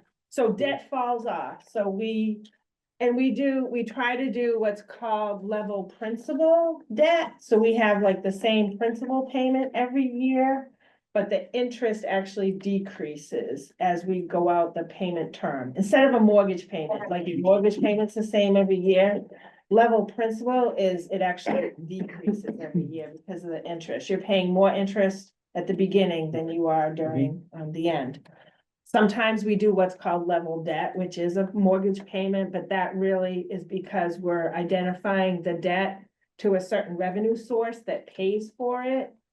For example, this building, Town Hall, is level debt because when it happened, we were just starting to collect the meals tax and we wanted to make sure that we had enough to pay for it. So we did level debt for that one, but we seldom do level debt. We always try to do level principal, because in the long run, you're paying less interest on that. So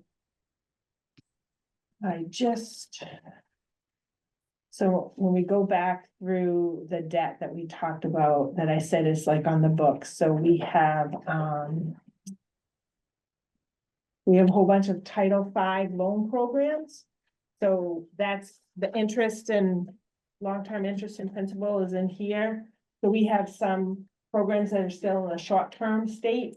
Remember you said I want to see all the detail? Mhm. I can give you this, but I was just gonna read off some of them on the Title V.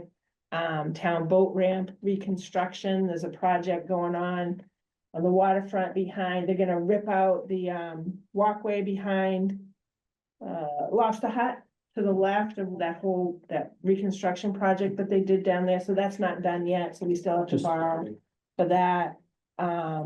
The ladder truck that I mentioned before, the elementary school roofs. Court and Cherry Street traffic signal improvements, that's project has been designed in engineering and will potentially be going out to bid for construction. Let's see, that's $2.5 million. HVAC replacement for the school, Hedge Road culvert relocation, Bartlett Road Bridge. The purchase of 22 Mary B. Lane, the DPW admin building. Town wharf rehabilitation, South Elementary RTU replacements, and the Route 80 cemetery construction. So those were all like in the temporary stage. We haven't long-term borrowed for them yet, so those are included in the short-term interest request. All our past votes. Everything that got voted at town meeting. Yeah.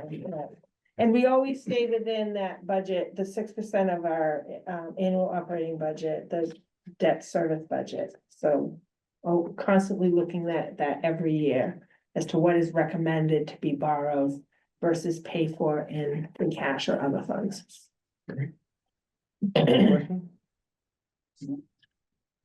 So I move that we approve the select board budget for long-term principal, long-term interest and short-term interest.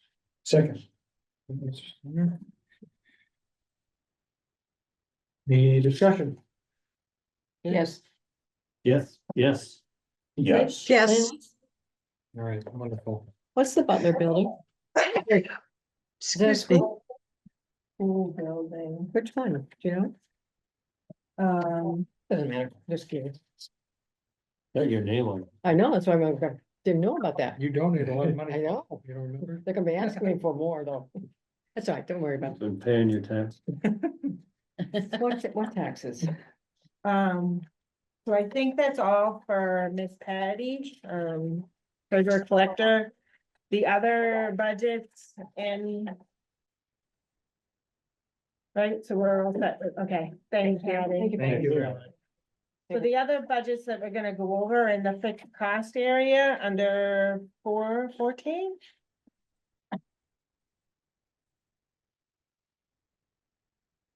And we can do these right in order.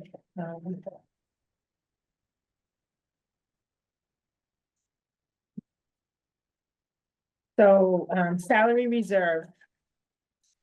So salary reserve is the place where we put all of the estimated, amounts for negotiations, for contracts, reclassifications of, union positions. We estimate a certain amount to settle those contracts and that kind of thing. We're budgeting for $733,758. And that's primarily, we have one contract that hasn't settled yet, the OB contract. It's a supervisory contract. There's about 90 or so, positions, I believe, in that contract, and that budget is actually budgeting for what it if they don't settle this year, it'll pay for both fiscal 25 and 26 in that next year budget request. If they do settle this year, then we could potentially reduce that amount next year. But we'd have to wait for the fall town meeting.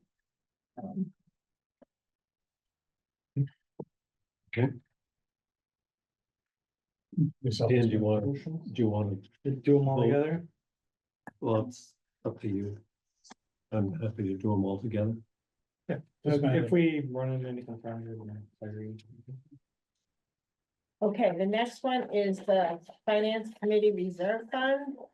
So this is by statute, this is the place, the Advisory and Finance Committee has what's called the Reserve Fund. It's a set aside for unforeseen and extraordinary expenses that were not necessarily anticipated. A department would come and request funds, you know, to pay for those things that came up. So ANF has been talking about doing an audit on the Oak Street school building. Would this be something like that could? Only if the department who's authorized, so advisory and finance can't spend Right. the reserve fund. Okay, You but are if not- if we said, Lynn, you need to pay for this. And you said, okay, great, have but the money don't have for the it. money, Right, would ANF authorize to spend the reserve funds? that's a To do that? possibility, Yes. yes. But it would have to go through the town manager's office, because the town manager is the only one who's authorized to actually contract with an outside vendor, or auditing company Okay, to do that. So, good to know. It's an interesting, budget, it's very low. I know the two, towns I previously served in, it was $500,000. And, it was frequently used because some of the departments ran out of money every year and they would come regularly to we us. try not to use it, and any money that's left in the past, we've put it towards Free like a cash? snow and ice deficit. Because sometimes we'll have a snow and ice deficit. Yeah. In some years, we have spent it all, but not really, like this year so far, we haven't used it at all. Okay. You know, Don't jinx this. Curious if The there's year a is young. way- Yeah. Instead of levying 150 grand a year, potentially never using it, and levying it again, putting in snow and ice, levying again, putting it in free cash, is there a way to just budget this once and have it as a revolving balance where it doesn't need to be refunded every time? No, it usually goes back to free cash. As we don't spend it. They use it for, obviously, they use it for the only debt they're all. Snow and ice. So nice. Snow and ice comes up every year. I mean, free cash is not a bad word. I know that Yeah. Yeah, well, a lot of it's really, town citizens think it's free. Yep, they do. They do. It's just your money in a savings account. Next, All right. yeah, so actually, last year we didn't use it at all, fiscal 24. Yeah. so pension is Nothing yet next. this year. I'm sorry, okay. Pensions, yes, so, well, is it pensions or number, okay, pensions, so we're gonna skip over number two pensions. There's number of benefits was next in the book, but we'll skip over to 911, which is pension. Okay. So, Plymouth retirement system, so Plymouth has its own retirement system, we do not belong to Plymouth County Retirement. We have our own retirement system, and we do an actuarial valuation on that retirement system. Once every 2 years, we're required to, and the most recent valuation that was done was 1/1/24. And what you see here is sort of excerpts of that report in the memo, for this. So under normal circumstances, this budget goes up every year by at least 8%. This is an increase of 8.16%. What the budget pays for is the normal cost and the unfunded liability, so you'll hear that mentioned a lot, this unfunded liability, because years ago, you know, back in the sixties, seventies and eighties, they were just doing pay-as-you-go. They weren't funding future retirement costs, which then turns into this huge unfunded liability. This unfunded liability, we are estimated to pay off by 2035. Basically, you'll see this amortization schedule, the annual payment going down from 44 million down to 7.6 million. As you invest your asset, there are years. So every 2 years, they update the valuation. We're required to pay off this unfunded liability by 2040. That is a Massachusetts mandate. 2040 is the drop dead date that you have to pay off this unfunded liability. To be quite honest with you, I think as we get closer, as we move along this amortization schedule, I mean, the numbers obviously are staggering, you know, increases. Yeah. And then it drops off and you're only paying the normal cost at that point. I think every 2 years as we get closer, depending on the earnings in the retirement system, because that's part of the calculation of the actuarial liability and when will I be able to pay this off. I mean, if we have some really good years, you know, the next few years, maybe we could, you know, you shave off some of this, you know, kind of thing, but I was on the retirement system in 2008 when it crashed, and you want to keep this little cushion of this 5 years, you know. You don't want to go up to 2040 because you could have another 2008, or you could have another you know, COVID, or you could, you know, I mean, things that affect the market and affect this, so. It is what it is. I mean, we are part of this retirement system. And that is our annual employer cost is this 20,335,000, and that is divided up between the housing authority and the town of Plymouth. Housing authority is a very small percentage of this budget of their payment. So we only budget for the town of Plymouth share of the number. So I put some other, you know, manager performance. It shows sort of like how we did, you know, some interesting information, if you're interested. Miss Richards, would you like to ask a question? Yes, please. So, Lynn, do you see this? And this is just out of, I'm kind of curiosity. As the retirees that have been in the system for a long time are retiring, I'm in the Plymouth County retirement system. So I'm assuming in the town of Plymouth retirement system, people who entered years ago, say 30 years ago, were they paying a lower percentage? Yeah, so, yes, so we, in Plymouth, right now, we have, there are people who could possibly be paying at 7% of their salary, 8% of their salary, or 9% of their salary. We have one person left who's a 7%er. We probably have about 65 people who are left that are 8%ers. And then everybody else is a 9%er. So the 9% is the highest you can go. And then we also pay the 8s and the 9s, we also pay an extra 2% above $30,000 a year. So it has been said in actuarial valuations that the current, because of the changes in the law, the 2011 changes that happened under Governor Deval Patrick, they changed a lot of the rules for retirement systems. So for example, they increased the age. They, instead of a 3-year average salary, it's a 5-year average salary. They changed the cap of the limits on how much you can earn in a retirement. So between all those changes and the newer people paying the 9+2,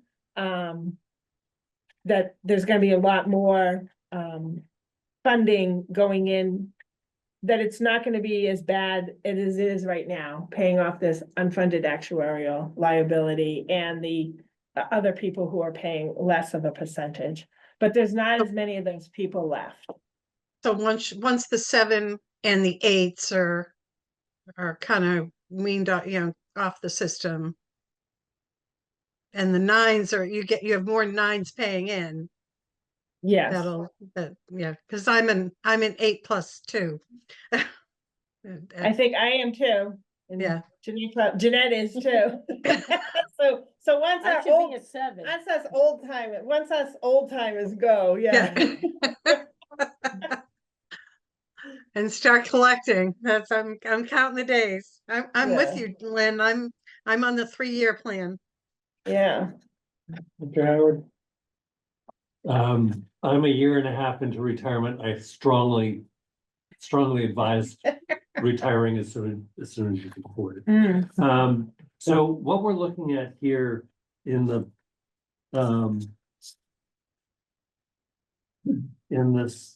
the general, it's the pension contributions page. Yep.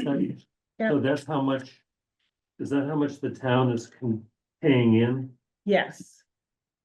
The town, So it's the 1.6 plus the 1.3 plus the 3. that's the increase. Oh, sorry, that's the increase. So we're paying So it's the in 21 a million. total of 21.5 million. Mhm. And it's broken up between the town side is 16.1 and the school side is 5.3. Okay, Yeah. now I get it. Thank you.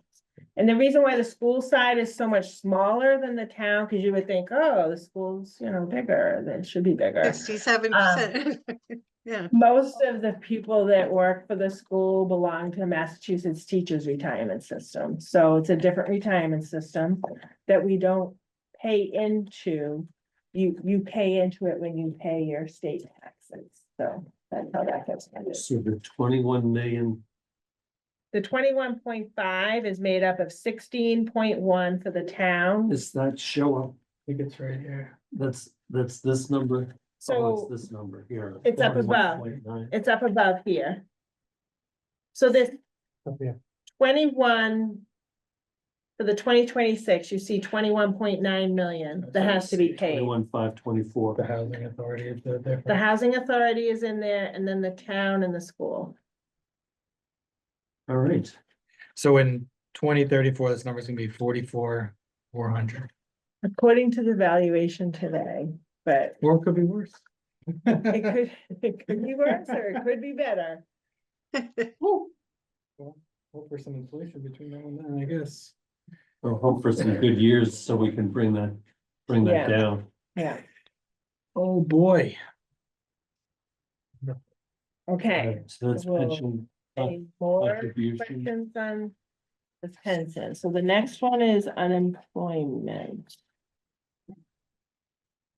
Oh, I think member benefits is a separate subcommittee. Okay, Right, that's why it's not in here. yeah, that's under town Yeah. manager. Unemployment.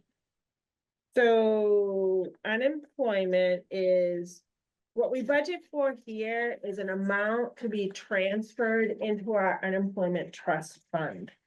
So we have a trust fund that we pay actual claims. So we don't pay a percentage of payroll like other employers. We actually pay actual unemployment claims.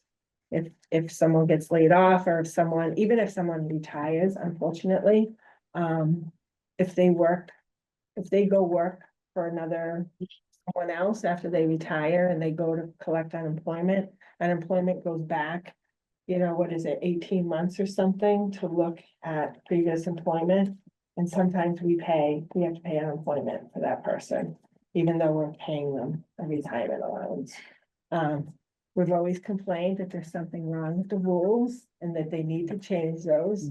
Yeah. But so, and then sometimes we have certain positions in the summer that are classified as seasonal, and they are they cannot claim unemployment, but that's only if they fall within certain classification. So there are times when we might have part-time people or, other employment that gets let go, but they are eligible for retirement. So keeping this flat last year to this year, It's actually, I'm looking at 60,220. right, so we're level funding it from 25 to 26. We increased it from 24 to 25, from 20 to 60. We usually fund, so there's a history with this one, so. What ended up happening during COVID was we used to transfer like $125,000 into our unemployment trust fund. And every year through the budget. And our unemployment trust fund, even though we were paying a lot of unemployment claims during COVID, the federal and state government were paying for those, which now the state has to pay back to the federal government. Yes, saw according that, to- $2 billion. Yeah. So at least we don't have to cover that money. So what ended up happening was our trust fund actually grew. So now we're sort of working off of what's in that trust fund. And I'm sort of trying to predict, okay, what does the future look like between what we have in the trust fund and what we need to transfer? What is in the trust fund right now? I can look that up. It's like 200 something.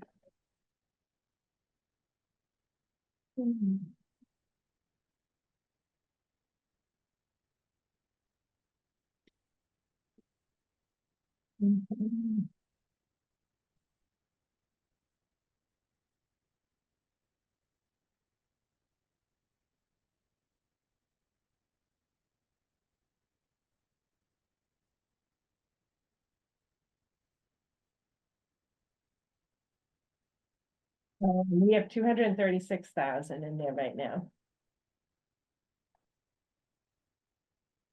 So in the school, so we did have in the payments into it, sometimes it's like quarterly, so, I mean, it's a small amount, I think, that we're asking for to get transferred in there. Um, And with the Just- schools, with the school budget, we were able to work out, a sharing of the revenues with the school department, but they do have to cut about $500,000 out of their budget. And potentially it could be staffing, so. Adam and I have talked about this budget, and I think that this budget, will be. If we had to, it might be sufficient, but he's also got, within his budget, the potential for some of these layoffs. So if they had to pay, more than what we actually had, then, yeah. Do we have a model where, if we cut a person, we're gonna have to pay them this much money in unemployment, so how much money are we really saving? Yes, Okay. yeah, we did, well, we did it when we were at home during COVID, because we did a lot of layoffs, so it's like basically half of a person's salary, Okay. so we'd have to lay off like two people to Mhm. really cover for one. Mm. Yeah. Any other question? No, okay. Okay, next one is member insurance. So this budget miraculously went down. So what happened with this budget was the town entered into a PEC agreement with the union representatives and retirees. And it's a 6-year agreement. 2026 is the 3rd year of the agreement. And we negotiated several changes overall that are being implemented in different years. In fiscal 26, we're actually implementing the contribution rate change. So employees, currently active employees pay 25%, and that will be increased to 30% come fiscal 26. In essence, then the town's contribution rate will decrease by 5%. We also had some other small changes. Let's see.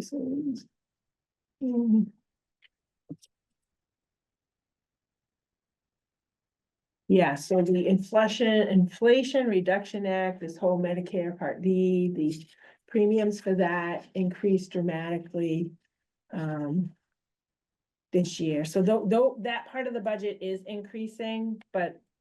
And the contribution rates for retirees is actually dictated by by a special act of the legislature. So when you retire, the retiree reverts back to the contribution rate that they had when they first started employment. So the Inflation Reduction Act increased On the Medicare Part D, so there were costs, and inflated the Excuse me. costs. and Hmm. the supplemental plans increased that we provide for retirees, because when they turn 65, they have to go on Medicare. You know, Part A, B, and D, and then we do a supplement insurance, and there were some changes because of this act, there were some changes there that increased those premiums. Mhm.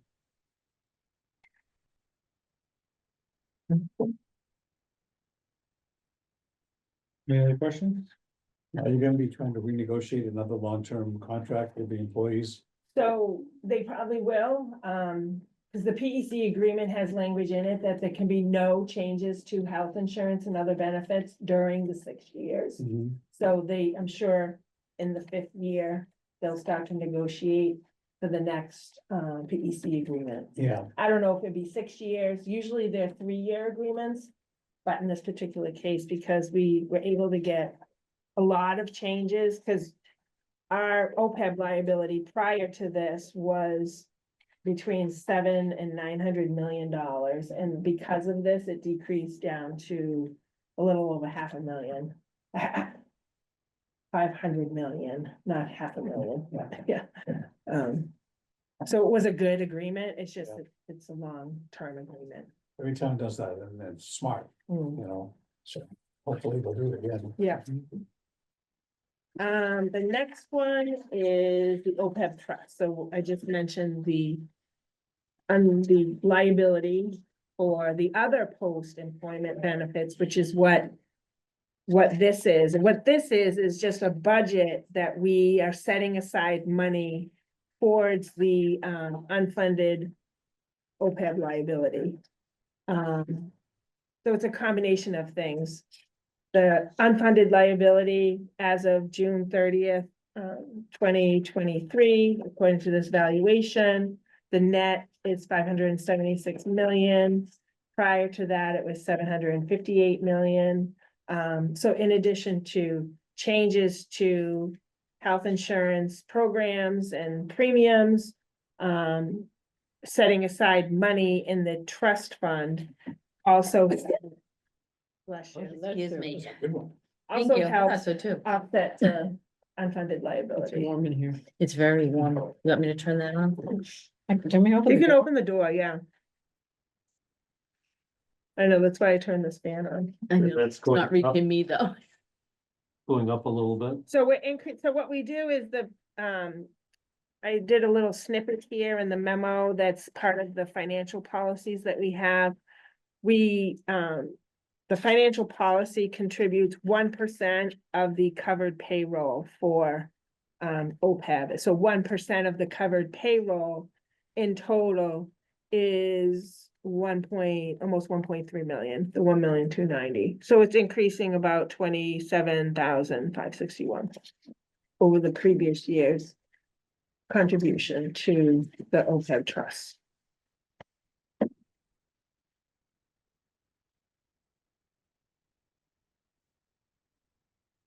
Let's see. And the next one is compensated absences. So town meeting adopted locally, legislation for the town to create a compensated absences trust fund, and we deposit money into that trust fund every year to pay compensated absences. And what those are is like accrued vacation or any sick buyout that someone may have when they retire from employment. We budget about I mean, last year we increased it from 125 to 150, but we're level funding it this year at 150.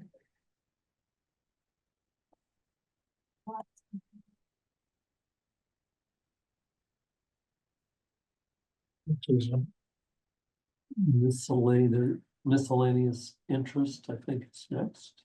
That was under the debt. I mean, we can talk about it, but that was the long-term debt, short-term interest, long-term interest, short-term interest, miscellaneous interest and bond issuance costs. All of those get voted as one number at town meeting. And you guys. They all get combined. So it was in that section. Consider that. Little page. That was in the debt section. Yeah, it's in the debt section. 56, 67. Miscellaneous interest and bond issuance costs. The miscellaneous interest is primarily used for, if someone applied for an abatement 1 year and it went to ATV or it got deferred into, what time is that? Late. Oh, okay. 6:33. I'm on the agenda for the selectmen, what time they said. So we paid overtime with it, right? Yeah. Get in your chair. Okay, and then bond issuance is, Bond issuance cost is a budget that's used to, if we need to use it, depending on what we're borrowing in a particular year, it's fees associated with bond issuance costs, okay, and it's level funded, as level funded. okay.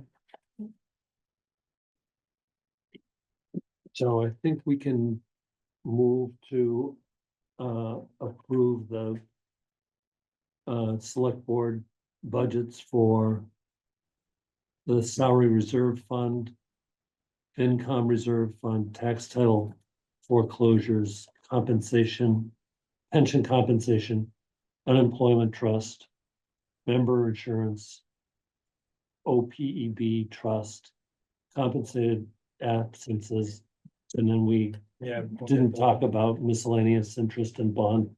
Yep. Issuance. So we can vote for all of those as a group. Is that your motion? That's my motion. Second it. Excellent. Discussion? Yes. Let's do it. Yes. Yes. Christine? Yes. Myself, yes. Like, are we back here in how many hours? I think that's it. Motion to adjourn? I'm gonna go have a drink somewhere. Motion to adjourn. All right. Thank you very much. Lynn, thank you very much. Thank you, Lynn. Appreciate it. You guys